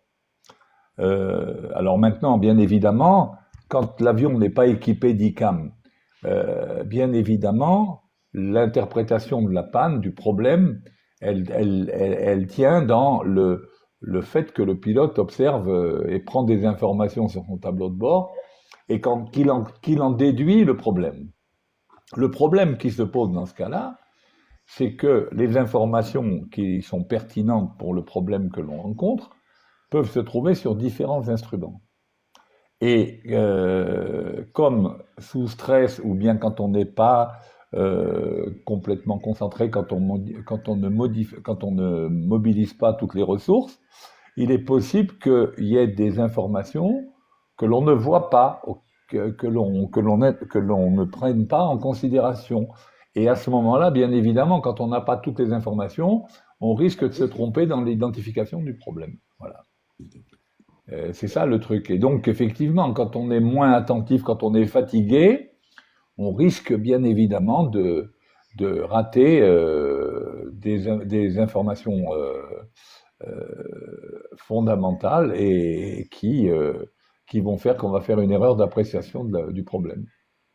Je me souviens par exemple sur 727 ou 737 ancienne génération, donc par exemple une panne des pitot ou une panne des statiques, elle se manifestait par plusieurs flags qui apparaissaient sur les tableaux de bord. Donc des flags qui nous disaient qu'il y avait ça ou ça qui marchait pas. Si on ne regarde pas tous les instruments où il y a des flags, on risque de ne pas interpréter, pas comprendre d'où provient la panne. On va dire, ah ben j'ai un problème d'anémomètre. Oui, mais si en même temps on a un problème d'altimètre, si on a par exemple la SATAS qui a un flag rouge, en même temps, si on a le set altitude qui a un flag, ça veut dire qu'on a un problème avec les statiques. Mais si on n'a pas vu ça, si on s'est concentré que sur un seul truc, on va croire qu'on a un problème de pitot. Mais on n'a pas un problème de pitot, on a un problème de statique. Voilà, par exemple. Comment tu Donc c'est expliques, ça. CJB, excuse-moi, comment tu expliques justement à chaque fois, il y a un manque de concentration par rapport à l'accélération, par rapport à la vitesse. Souvent, on voit que la vitesse est quelque part n'est pas prise en compte réellement. Ben, Nourdine pourrait mieux en parler que moi. C'est le problème quand on a les autothrust ou autothrottle, quand on croit que, quand on est habitué à ce que tous les jours, la vitesse soit prise en charge par l'autothrust sur Airbus ou l'autothrottle sur les Boeing. Et puis, si ce jour-là, pour une raison ou pour une autre, soit une raison de configuration, soit une raison d'anomalie de fonctionnement, notre habitude, et on est des gens qui fonctionnons souvent par habitude, c'est pour ça qu'on parle de vigilance environnementale. Et on a l'habitude que la vitesse soit prise en compte par les systèmes automatiques de l'avion, et puis manque de peau, ils le sont pas. Et on surveille pas la vitesse. C'est le cas typique de la coréenne à San Francisco, quoi. C'est typiquement ça. Voilà. D'où les cross-checks d'ailleurs des vitesses. D'où les cross-checks. C'est pour ça qu'on cross-check entre les deux. C'est pas seulement pour voir si un des instruments diminue, mais pour en même temps dire que c'est la bonne vitesse à laquelle on est. Et quand on approche V1, c'est pareil. Quand on décolle, c'est pareil. S'il y a une perte, pour X raisons, comme disait JB, que ce soit mécanique, par exemple, une des manettes qui répond plus, ça va se voir tout de suite. Sur les avions high-tech comme 330, 350 et tout, c'est l'avion qui va te le dire déjà. Va te le dire. Et en plus, sur le PFD, il y a le trend. Alors le trend, comment on voit le trend? Si on est en plein décollage, que le trend est toujours down, c'est deux choses. Où il y a un cisaillement devant, où il y a un problème réel. Donc, avant une certaine vitesse, on arrête. Après, on essaye de mettre le toga et de continuer, etc. Donc, tout ça, la sensation de vitesse vient avec le truc. Et en l'air, il faut savoir qu'en l'air, la vitesse, c'est la vie. En l'air. Au sol, c'est le contraire. Hein. En l'air, la vitesse, c'est la vie. T'as pas de vitesse, tu es mort. Et aussi, justement, paradoxalement, la vitesse augmente lorsque le nez de l'avion est baissé, en descente. Ah Quand tu oui. tires sur le manche, ça ralentit. C'est incroyable quand même, ça aussi. Non, pourquoi c'est le Ben, c'est comme ta voiture. Et- Quand tu roules, tu appuies sur ton accélérateur à une valeur constante. Tu bouges pas ton pied, tu es accéléré à une certaine valeur. La route se met à descendre. Qu'est-ce qu'elle va faire, ta voiture? Elle va accélérer. Oui, oui, D'accord. absolument, absolument. Je suis tout à fait d'accord avec Parce toi. Mais que, ce que tout je veux dire simplement, par là, parce que à ta traction va s'ajouter une composante du poids qui va être P cosinus, P sinus θ. Θ est un angle de descente. Déjà, Ferry, en plus, Ferry, en voiture, comme disait JB, fenêtre fermée et fenêtre ouverte, c'est pas la même sensation de vitesse. Tout à fait. Tu fermes la On vitre. ralentit. Si tu n'as pas le head-up, il y a des voitures où il y a le heads-up. Tu vois la vitesse devant toi, sans regarder le tableau de bord. Et tu vas voir que ta vitesse augmente. Et bon, pour respecter les trucs, maintenant ils ont mis les sélecteurs, dans les voitures, tu sélectes la vitesse, tu restes constant. La vitesse reste constante, tu sens que cette voiture diminue, ralentit ou accélère pour rattraper exactement ce que tu lui as donné dans le sélecteur de vitesse, pour respecter les panneaux par exemple. En avion, c'est pareil. C'est pareil, plus tu descends. Si tu descends comme un dingue, ben, tu vas accélérer, ça c'est clair. Et c'est pour ça qu'au décrochage, tu vois une vitesse qui se dégringole comme ça, et ben tu vas mettre pitch down, L horizontale, pitch down. Et tu mets la gomme pour faire la ressource. Sinon, adios. Excuse-moi encore une fois, à basse altitude, tu as besoin de vitesse. Oui.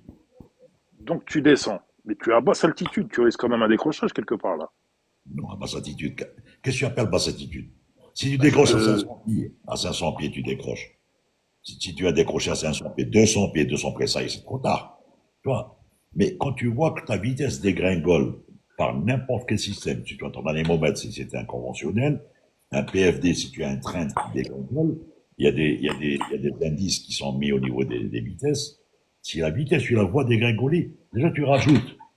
Donc il y a un problème d'autothrust ou d'autothrottle, par exemple. Airbus, à un moment donné, je te donne un exemple d'Airbus, hein, autoriser les pilotes, Zod, mets ton micro sur off, s'il te plaît, 2 minutes. Tu as mute. Zod, 72, 67. Mets ton micro sur, parce qu'il y a un retour. Zod, ton micro. Off. Bon, attends, on va le mettre à ta place ici. Airbus autorisé à un moment donné, en fonction du trend, quand il y a le trend par exemple, la vitesse d'approche, disons 130 nœuds. Si tu vois le trend en dessous de 130 nœuds, ils autorisés de sortir du cran parce que quand c'est un truc à cran, pas comme l'autothrottle, là, c'est l'autothrust, Airbus autorisé à sortir du cran, à ajouter un peu et revenir. Après, c'était interdit de le faire. Parce que les gens se trompaient. Des fois, ils allaient chez Toga sans le vouloir. Parce que la cam de climb maxi continuous est Toga. Donc, c'est juste à côté proximité.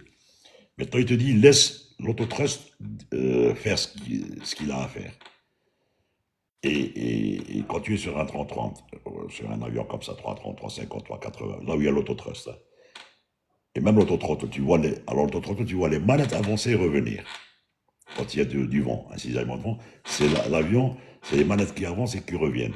Sur le 330, non. Il restera en climb, il passe, et quand il veut réduire, il peut même passer idle. Il peut passer idle sans que les manettes bougent. Ça, c'est le rôle d'autothrust. Et il te dit, s'il y a un problème à ce niveau-là, il faut déconnecter l'autothrust, ce qui est d'ailleurs très rare dans un avion comme ça, et le travailler à la main.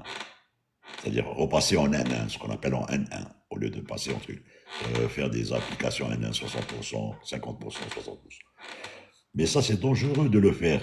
C'est pour ça que ces avions-là sont tellement bien réglés à ce niveau-là, que je n'ai pas à ce jour vu un problème d'autothrust. À ce jour.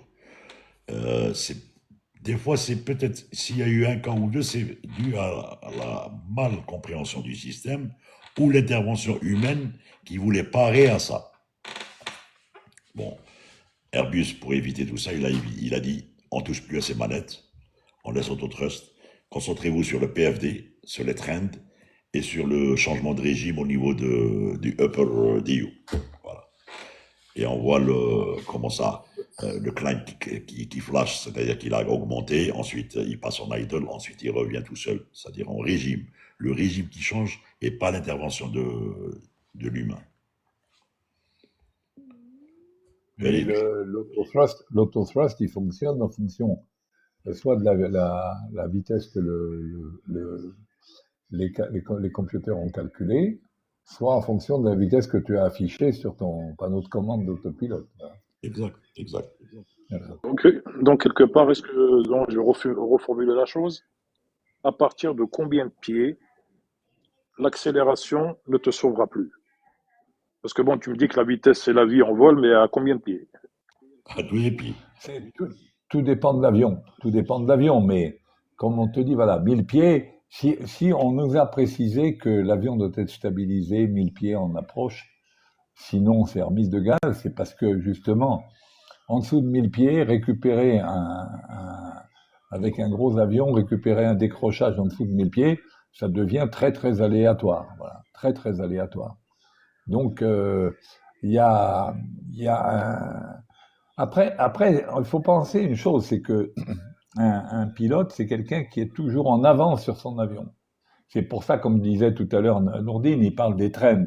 Donc, c'est cette petite flèche qu'il y a sur sur l'indicateur de vitesse qui te dit, tiens, ta vitesse actuellement est en train d'augmenter, ou ta vitesse est en train de diminuer, ou bien s'il n'y a pas de flèche, c'est qu'elle est constante. C'est pour ça que, en fait, ça aide le pilote à vérifier qu'est-ce qui va se passer s'il fait rien.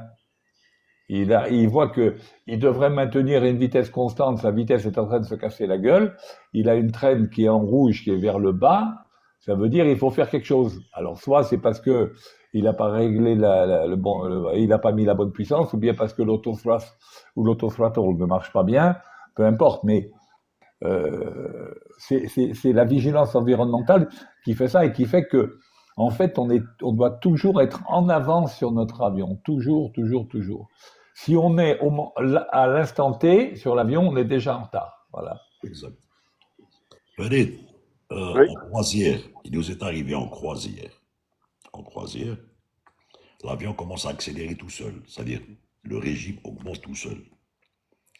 Pas parce que les moteurs ont changé de régime, non, l'avion va plus vite.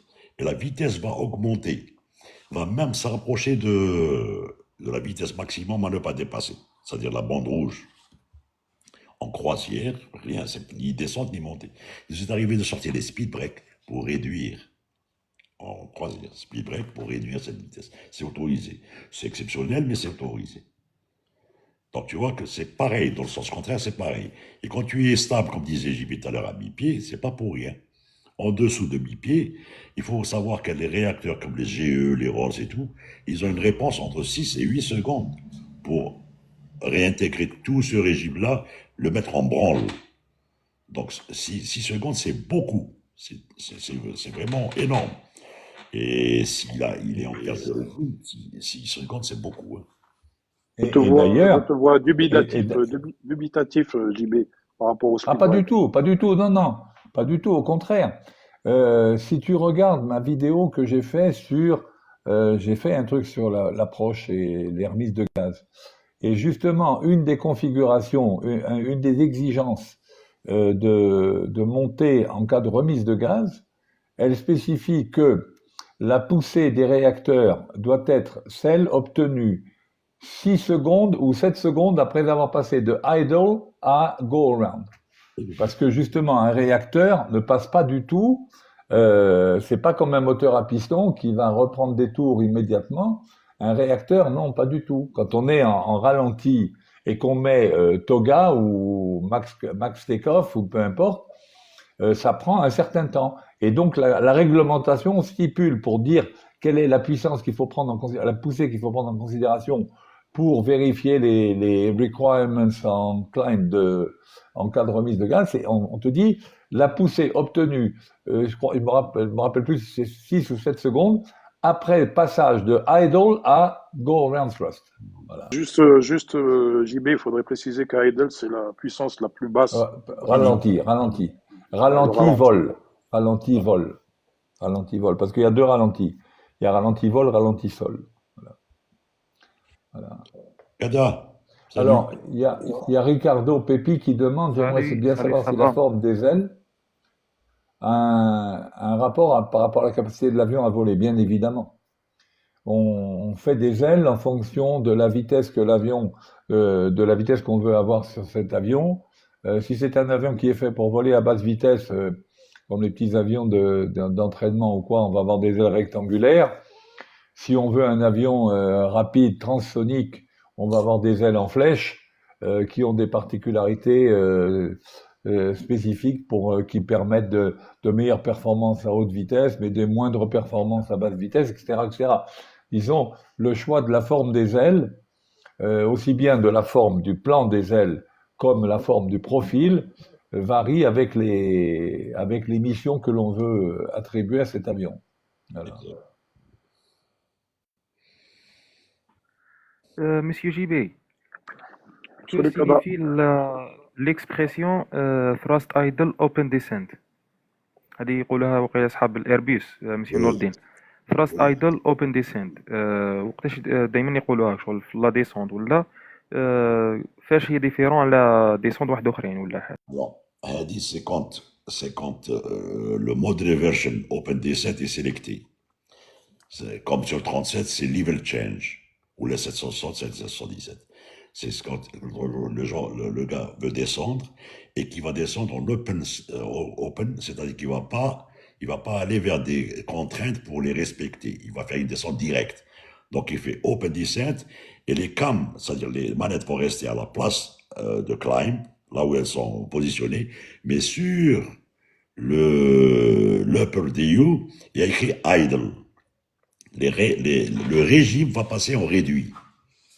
Pourquoi? Parce que la descente va être importante, les varios vont être importants, et ça permettra de garder la vitesse qui est affichée, préaffichée déjà, ou en sélecté ou en automatique.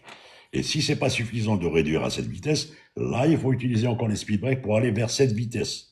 Quand la vitesse est sélectée, c'est-à-dire down, disons à la clean dot ou 210 nœuds, par exemple sur un 330. Mais l'open, c'est quand tu prends un ascenseur, tu montes dans un ascenseur, tu es au 4e étage, open descent, tu appuies sur le bouton pour descendre. Voilà. C'est l'open descent. Open, ça veut dire sans restriction, quoi. Voilà. Tu vas pas respecter les contraintes, open descent. Tu vas prendre un vario. L'avion va prendre un vario de telle sorte qu'il va respecter sa vitesse, qui est préaffichée. Ou préaffichée en automatique ou en sélecté. Maintenant, s'il le laisse en normal, les versions normales, il va faire une descente progressive sur un profile. Donc cet avion va se mettre en descente et va respecter les contraintes jusqu'à l'altitude qui est affichée sur l'FCU, sur le panneau FCU.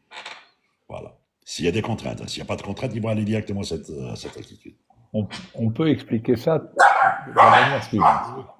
Imaginons que le calcul fait par les ordinateurs de bord pour la descente en libre soit une vitesse, mettons, de 350 nœuds. On va dire 350 nœuds.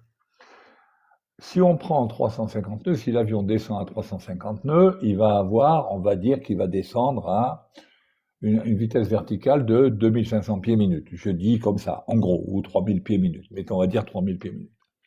Très bien. Donc, si on fait open descent 350 nœuds, l'avion, ben, il va descendre à 350 nœuds et il va avoir une vitesse verticale de 3000 pieds minute. Voilà comment ça va se passer. Si maintenant, on a décidé que l'avion, il fallait le faire descendre à 300 nœuds. À 300 nœuds, ça correspond évidemment à un taux de descente bien moindre, puisqu'on a une vitesse moindre, on va avoir, mettons qu'à 300 nœuds, on va avoir 2000 pieds minute au vario. Très bien. Sauf que, à un moment, le contrôleur nous dit ayez un taux de descente de 1500 pieds minute. Par exemple, hein, jusqu'à tel niveau, réduisez votre taux de descente à 1500 pieds minute jusqu'au niveau 280 en descente. On va afficher sur les afficheurs, on va mettre un vario à 1500 pieds minute. Très bien. Mais on a toujours 300 nœuds à maintenir. Qu'est-ce qui va se produire?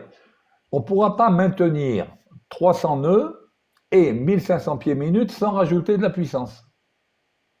Parce que là, à ce moment-là, il n'y aura pas la composante du poids P sinus θ ne sera pas suffisante pour maintenir les 300 nœuds. Donc à ce moment-là, qu'est-ce qu'on va avoir? On va avoir les manettes de gaz, enfin la puissance, augmenter légèrement de manière à respecter le taux de descente qu'on lui a imposé et la vitesse qu'on lui a imposée.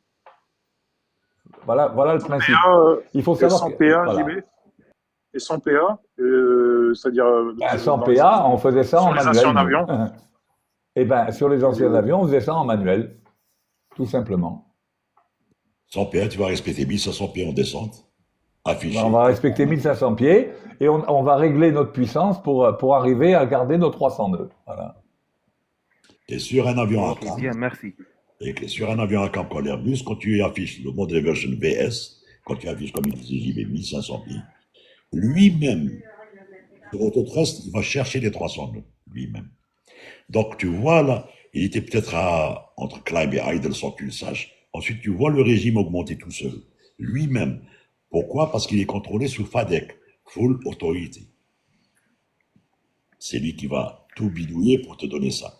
Maintenant, si tu affiches une vitesse sélectée, c'est toi qui l'as sélectée. Donc, tu vas tout faire pour la garder, cette vitesse sélectée. En VS sélecté, il ne va pas le respecter. Il va dire, oh, quelque chose qui ne va pas. Et il va aller au-delà, truc. Donc, tu te mets en fonction. Et quand ça ne passe pas, eh bien, il faut savoir dire au contrôleur que le taux qu'il a donné, ça ne passe pas. On ne peut pas. Par exemple, il y a aussi ce moyen-là de dire, je ne peux pas respecter cette contrainte, cette restriction, je peux aller à 2000 ou à 1000 ou quelque chose comme ça. Voilà. Quelles sont les raisons justement de la demande de l'ATC? Pour des raisons opérationnelles, pour te faire passer, juste avoir un avion ou le faire passer avant toi, ou te faire retarder, ou te faire avancer, c'est comme ça. Lui, parce que sur son écran, il a ce qu'on appelle le calcul direct, VA sur VB, un calcul d'interception. Il se dit, il est proche, je peux le faire passer avant, donc je lui donne un taux important pour qu'il descende. Ce gars-là, il est à tel niveau, et il va plus vite que lui, donc je vais le faire passer avant lui. Il va le faire descendre rapidement à un taux important, pour passer au-dessous et passer avant lui. Et lui, vu que sa vitesse est réduite par rapport à la tienne, il va passer au numéro 2, au numéro 3. Ça arrive que c'est fait comme ça, c'est pour des raisons opérationnelles, pour ne pas laisser des avions qui vont plus vite soit retardés, ou des avions qui soient longs et light, arriver derrière un heavy, par exemple, juste à proximité, où ça pose problème sur le sillage. Voilà. Donc, c'est le contrôleur a toute la latitude de faire ces calculs-là. Et à toi de dire je peux ou je peux pas. Et la réduction justement des pieds, justement de pas trop justement. Là, on a évoqué le cas de descendre plus vite, mais de ralentir, par exemple. Si Oui, l'ATC alors, vous demande ça se fait de quelle manière? eh ben, speedback. Voilà. Comme à San Si Francisco, par le fait exemple. d'avoir réduit les gaz, si le fait d'avoir réduit les gaz au taux de descente que l'on a ne suffit pas à faire réduire la vitesse, ben on sort les airbrakes. Voilà. Voilà. Et Comme ça, il faut savoir. Encore une fois. Attends. Sur Airbus, tu as un demi, un quart. Un demi est full speed break. Alors, en général, pour le confort passager, ce qu'on fait, pour qu'il soit efficace, le speed break, il faut les sortir Medium. full, détente, et ensuite revenir sur le un demi, un quart. Pour qu'il n'y ait pas trop de buffeting, si j'ose dire, au niveau de la carlingue, pour que les passagers ne sentent pas cet inconfort. Alors, mais pour qu'il soit efficace, avec le bricolage, t'as un quart, un demi-truc, ça n'existe pas. Il faut aller full, et ensuite recalibrer en fonction de la demande que le pilote veut avoir pendant sa descente. Voilà comment ça marche. Ça veut dire, tu parles de buffeting, donc les ailes tremblent? Pas les ailes. En faisant ça, effectivement, tu es en train de créer de la dépression sur les ailes et ça fait une espèce de vibration. Et les passagers le sentent, la vibration. Même au poste, on sent qu'il y a une vibration. Donc, full détente et recalibrer pour essayer de descendre d'une façon adéquate. Pour éviter un petit peu l'inconfort. Mais sinon, quand c'est nécessaire, c'est full et descente. Quel que soit X, il n'y a aucun problème. Par contre, il y a des pannes où on te dit interdiction formelle de toucher au speed break. Parce que ça va empirer sur le profil de l'avion et tu vas empirer le... Il y a des pannes, il y a quelques pannes comme ça. Mais c'est dit dans l'ICAM, donc il n'y a pas de problème. Le pilote, il va suivre aveuglément ce qui lui est dit. Bien sûr, il sait pourquoi, parce qu'il a fait simu, il a fait ses études pour ça. Mais il va se référer à ce que lui dit l'ICAM. Vous voulez dire quelque chose, je pense. Pour régler ce problème de descente avec la vitesse et le vario, enfin la vitesse verticale et la vitesse sur trajectoire, c'est pour ça qu'il faut toujours se référer à des connaissances scientifiques. Je rappelle que, et je l'avais dit sur une de mes vidéos, la vitesse verticale donc, de l'avion, elle est égale à la puissance utile moins la puissance nécessaire divisée par le poids. Donc la puissance utile, ça va être donc la poussée que l'on donne multipliée par la vitesse. La puissance nécessaire, c'est la traînée multipliée par la vitesse. Et en dessous, le poids. Donc, quand on a une vitesse donnée, Wn est constant. On va pouvoir augmenter ou diminuer la Vz en augmentant ou en diminuant la Wu. Si, à une vitesse donnée, on augmente la puissance, Wu va augmenter, donc Wu moins Wn va diminuer et Vz va diminuer. Donc on va avoir un taux de descente moindre. Si on veut augmenter le taux de descente à une vitesse donnée, on réduit les gaz, donc Wu va diminuer, donc W moins WN va être plus fortement négatif et Vz va augmenter, tout simplement. Voilà, c'est, encore une fois, nous, on vous parle de pratique, on vous parle avec Nourdine, on vous dit comment on fait en pratique. Mais pour se rappeler de tout ça, on ne va pas se rappeler, nous, de toutes les manœuvres qu'on fait. Bon, nous, on est habitués à les faire, c'est pas le problème, on sait le faire. Mais en fait, la raison d'être, pour bien comprendre, c'est celle-là, voilà. Mais il fait rire quand il dit tout simplement. Tout simplement. Qu'est-ce que tu veux que te dise? C'est physique, هكذا. Phénomène physique, voilà. Bon, j'ai une remarque que j'ai vue chez les vidéos de Just Planes ou les vidéos de Pilots ITV. Quand c'est une Dreamliner 787 ou à 3 secondes, il y a une chance, comment on dit, il fallait de remettre, comment on dit, les speed breaks, car les avions sont plus légers, plus efficaces que les autres avions. كاين les A330 ولا 777 شويه تقال على لا بويسونس اللي عندهم، بصح الاخرين كي فيهم تسمى الكربون فايبر وكذا وفيهم efficient engines تجي ساهله كيما نقولوا حنا باش غير ديسوندي تاكسيليري تبدا معايا، دونك يديروا لهم السبيد بريك كثر. Speed break existe dans tous les avions. Maintenant, c'est vrai qu'un monobloc ne réagit pas exactement comme un avion composé de plaques ou bien de morceaux. C'est vrai, de friction, tout ça. Bon, plus ça va, je te dis, plus ça va. Même les speed breaks, je pense qu'ils sont en train de voir un autre concept de speed break. Comme Mazet qui demande des facteurs météo, pluie et vent entrent en compte. Oui, tout rentre en compte. Parce que, bon, maintenant, tu es par exemple dans un nuage et tu as ta turbulence très forte et tu as demandé à descendre le plus vite possible pour éviter d'être malmené de tous les côtés. Et bien, effectivement, c'est un open descent avec speed break et sortir le plus vite possible, ou à droite ou à gauche ou en descente, pour ne pas rester dans ce tourbillon qui peut aller jusqu'à te faire du mal. Le confort donc du vol concernant les vents.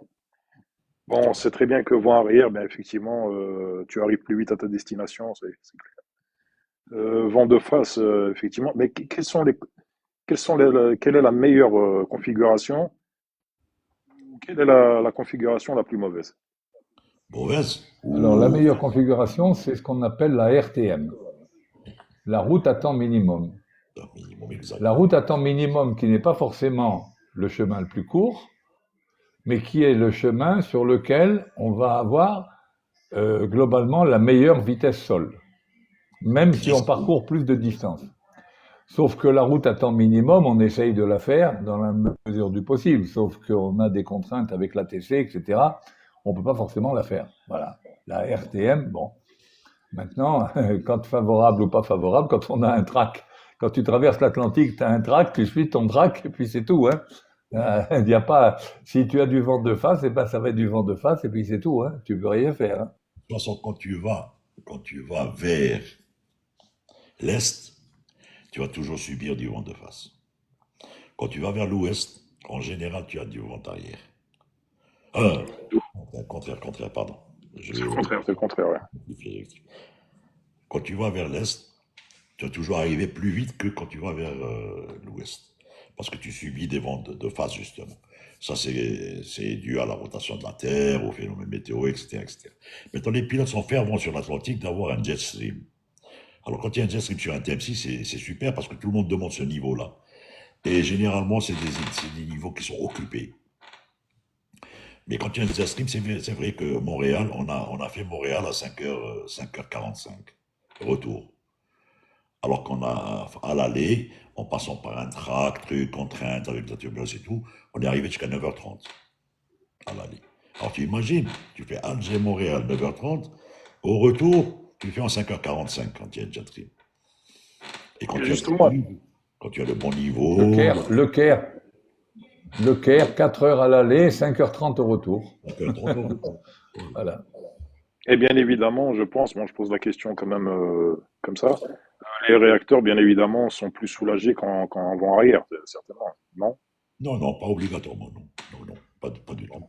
Ils ont le même régime. On vole à une vitesse à un Mach donné, c'est tout, hein. Il peut t'en parler longtemps sur le voilier, c'est pareil, hein. Pourtant, il a un moteur qui peut mettre en marche, mais bon, quand il a le vent en poupe... Non, j'ai raté le coche par rapport au réacteur, mais bon, la consommation, vous n'allez pas me contredire quand même, la consommation est moindre. Ben, tu arrives La consommation distance. La consommation distance est plus faible. Oui, exact. Mais la consommation horaire du réacteur, elle est la même. À régime donné, altitude donnée, température donnée, la consommation horaire du réacteur est la même. Il faut compter à peu près 4 tonnes 5 tonnes par réacteur sur un 330, par exemple, là, à peu près empiriquement. Donc c'est le même, à régime donné. Pour revenir aussi par rapport au confort, du pilote, entre guillemets, on parlait justement de ces horaires un peu infernaux. Est-ce que, je parlais de fraîcheur, est-ce que le pilote est frais quelque part pendant toute sa carrière? Est-ce qu'il a une fraîcheur avec toutes ces destinations, tous ces vols? Il perd de sa fraîcheur quelque part. Bon, au début surtout, hein. Au début, pourquoi au début, excuse-moi Nordine? Parce qu'au début, c'est le gars qui a toujours été habitué à dormir chez lui, avoir une vie de famille éventuellement, ou chez ses parents, etc., etc. Et tout d'un coup, il se voit quand même d'aller d'hôtel en hôtel, etc. Bon, d'où peut-être la vulnérabilité justement du nouveau pilote par rapport au décrochage, je sais pas. Pas plus que les autres, pas plus que les autres. Tu sais, une santé, ça s'entretient. L'âge, tu peux rien y faire. Tu prends de l'âge au cours de ta carrière. Peut-être un petit peu plus quand tu fais beaucoup de vols, c'est vrai. Pression, dépression, c'est possible. Des jet lag pour ceux qui en font beaucoup aussi. Mais sinon, rien de spécial. C'est pas. Par contre, je peux te dire une chose, au poste de pilotage, il est préférable d'avoir une température fraîche, surtout de nuit, pour ne pas s'endormir. Parce qu'on a vu des cockpits où ils augmentent la température parce qu'il fait frais dans les cockpits, hein. Surtout au niveau des pieds. On a même des réchauffages. On a un système de réchauffage des pieds, il y a de l'air chaud et tout. Bon, il faut éviter ça. Il faut rester justement, pour rester éveillé, il faut être dans une température ambiante un petit peu fraîche, pour que tu sois d'alerte. Parce que si tu commences à t'endormir, c'est parti, Sahbi. Tu n'as pas la possibilité d'ouvrir la fenêtre. Les sièges au poste de pilotage, ils ne sont pas du tout confortables, il ne faut pas croire. Hein. Du tout. C'est une tôle avec un coussin de mousse par-dessus.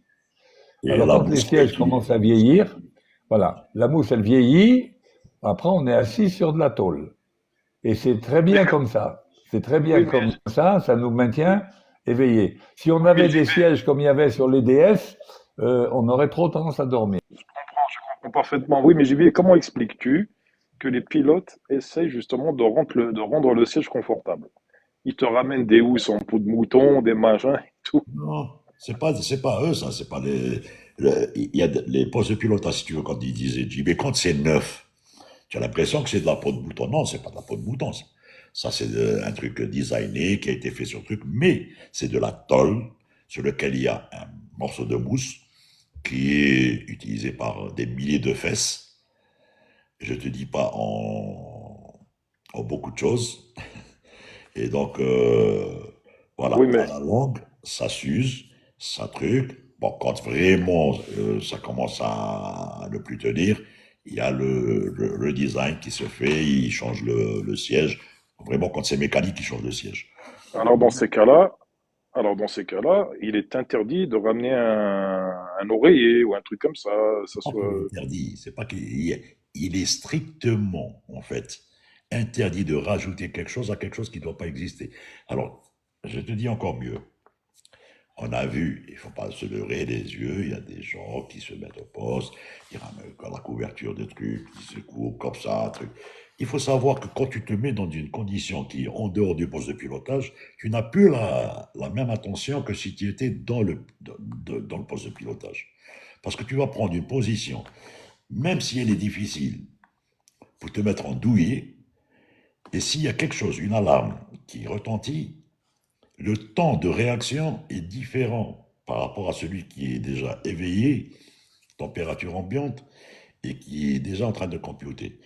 Je ne te dis pas que pendant 12 heures, et c'est pour ça qu'il y a des quarts, c'est-à-dire les pilotes se reposent, on va aller dans un crew rest, on se met en position 180, tu peux même dormir pendant les 4 heures, il n'y a aucun problème.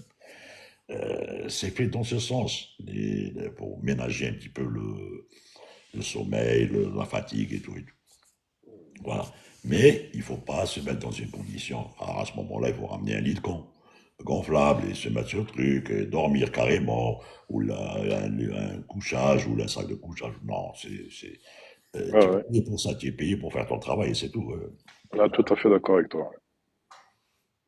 Non, et puis ce que tu disais, pour aller dans le même sens que Nourdine, en fait, l'apprentissage, enfin, la rentrée dans ce métier se fait progressivement.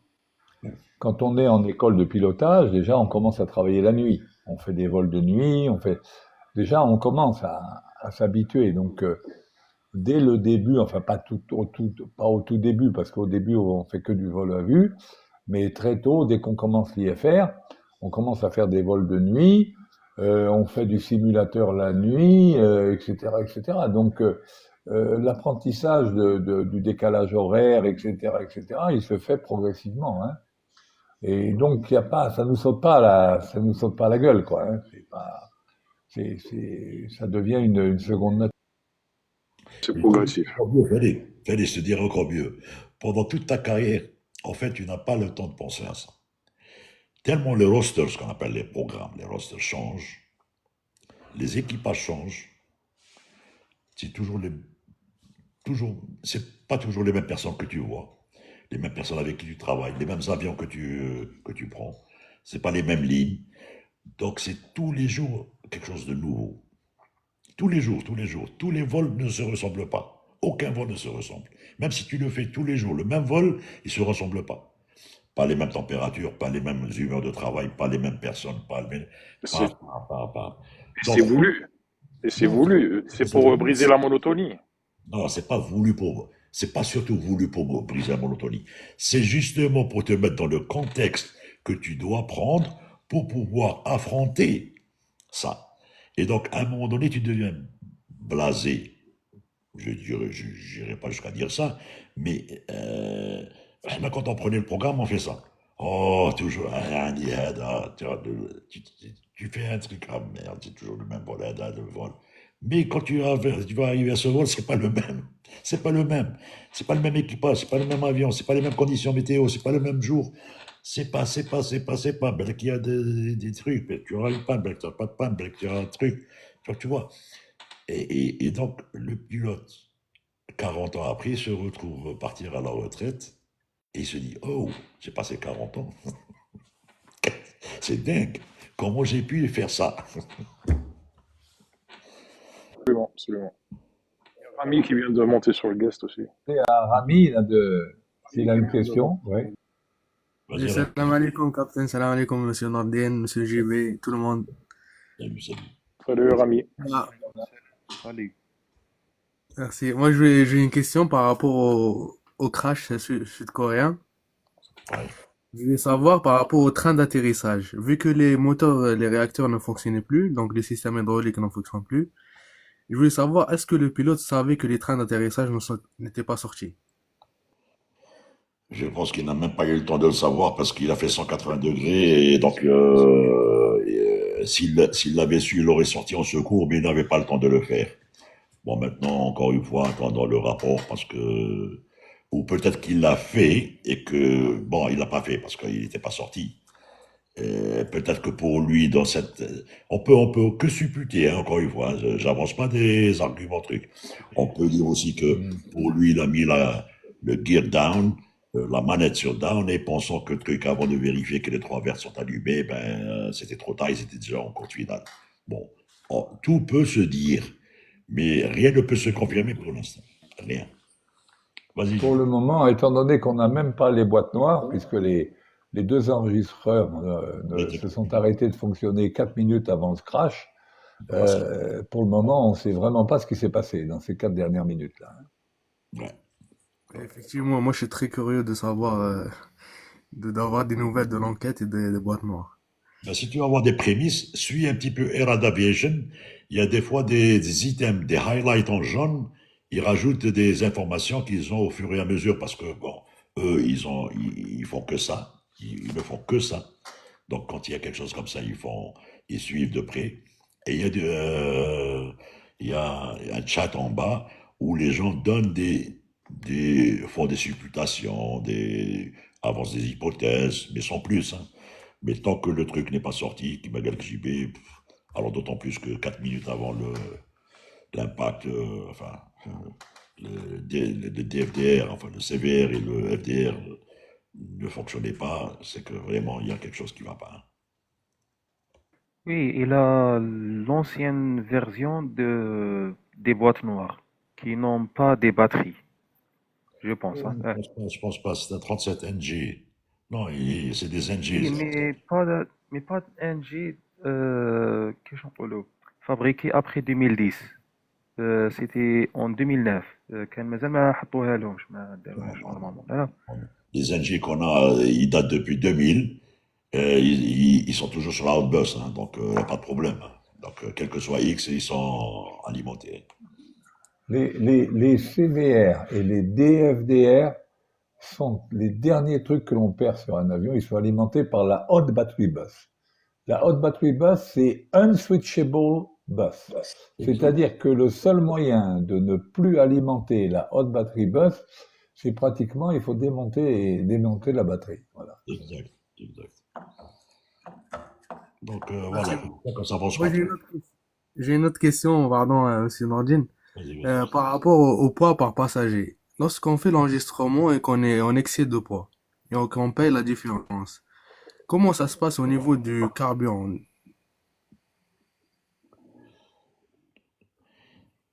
Quand vous payez un excédent, le poids de bagage que vous avez enregistré, il est rentré dans l'ordinateur qui va calculer la masse avion. Et en conséquence de quoi, ça va donner le zero fuel weight de l'avion, et nous, on va prendre le carburant en fonction de ce zero fuel, et en limitant bien sûr la masse au décollage par rapport à la limitation au décollage, voilà, tout simplement. Mais le poids de carburant, le poids de bagage que vous avez en plus, il va être pris en compte dans le calcul du poids de l'avion. Et plus les gens prennent des bagages, plus ça avance le vieillissement de ces avions-là. Donc voilà, c'est pour un petit peu amortir tout ça. Ouais, ils tolèrent 2-3 kilos. Est-ce que c'est pris en compte? Il tolère même plus des fois, ça dépend. Il a un chef d'escalier, il peut te laisser passer ce que tu veux, mais bon, ça veut absolument rien dire non plus. Est-ce que c'est pris en compte justement pour...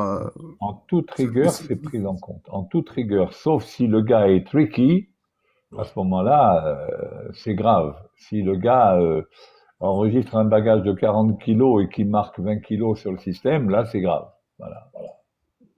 Et soyons honnêtes, il y en a eu donc qui ont été appréhendés, la main dans le sac, et trucs et tout, ils ont été sanctionnés pour ça. Bon, il faut le dire, Manish.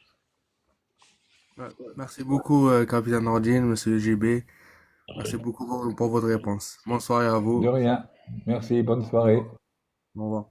Ouais.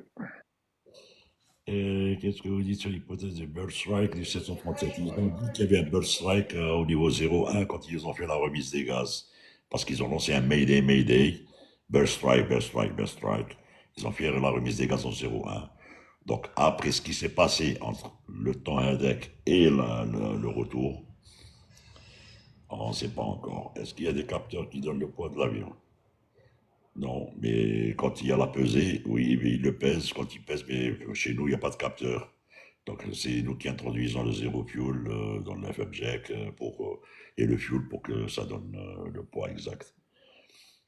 J'ai vu Il un faut radom savoir que sur. le poids, il faut savoir que le poids que nous utilisons en vol réel, il est toujours supérieur au poids réel de l'avion. Toujours. Parce que on considère, par exemple, le poids des passagers à des valeurs standards. Les passagers ne font pas tous ce poids-là. Ils sont généralement moins lourds que le poids que l'on considère. Quand on prend 85 kg pour un passager adulte, il fait rarement 85 kg. Donc on a toujours, dans les poids que l'on considère pour les calculs, on est toujours au-dessus de la réalité. Mais on considère que c'est ça le poids de l'avion. On ne fait aucune tolérance. On ne dit pas non, ça passe. Non, ça passe pas. Si la limitation c'est 122 tonnes 325, eh ben on s'arrêtera à 122 tonnes 325. Point à la ligne. Et on ne fera pas 1 kilo de plus. Voilà. Allez, dernière question, comme ça on va peut-être arrêter, vas-y. Oui, c'est juste concernant. J'ai vu un radom sur un Airbus, me semble-t-il, mais défoncé d'une manière, j'ai jamais vu ça de ma vie, mais par la grêle. Oui, c'est possible. Et il n'y a pas eu j'ai pas souvenir, moi, de crash qui a été dû justement à la grêle. Non. C'est la partie qui prend le plus. Et d'ailleurs, c'est la partie la plus fine qui existe. C'est en plastique, aluminoplastique, quelque chose. Et c'est fait pour ça, d'ailleurs. Ça prend.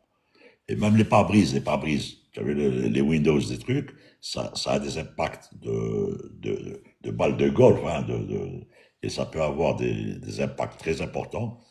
Bon, on a un collègue, Boudeli, JB Boudeli à Médine, il s'est posé, son côté était pratiquement impacté de partout, c'est son fils qui a fait l'approche, enfin qui s'est posé, il s'en est sorti juste parce qu'ils ont été pris de court avec un CB qui a déversé sa mère, comme dirait l'autre, sur eux, et il était cabossé de tous les côtés. Donc il est resté là-bas longtemps. Ce sera tout pour moi pour les questions. Non, alors juste je complète, ce que ça implique quand le radome est déformé comme ça implique un Flight Reason Reliable Airspeed. Voilà. Une anomalie de vitesse indiquée par les tubes de pitot parce que l'écoulement de l'air autour du nez est perturbé et donc les pitots ne donnent pas exactement la bonne vitesse. Voilà.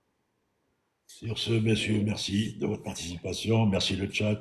Merci. Merci messieurs. Merci. À jeudi. Merci. À jeudi. Au revoir. Bonne soirée. À bientôt. Au revoir. Au revoir. Salut Nordine. Salut le chat. Salut.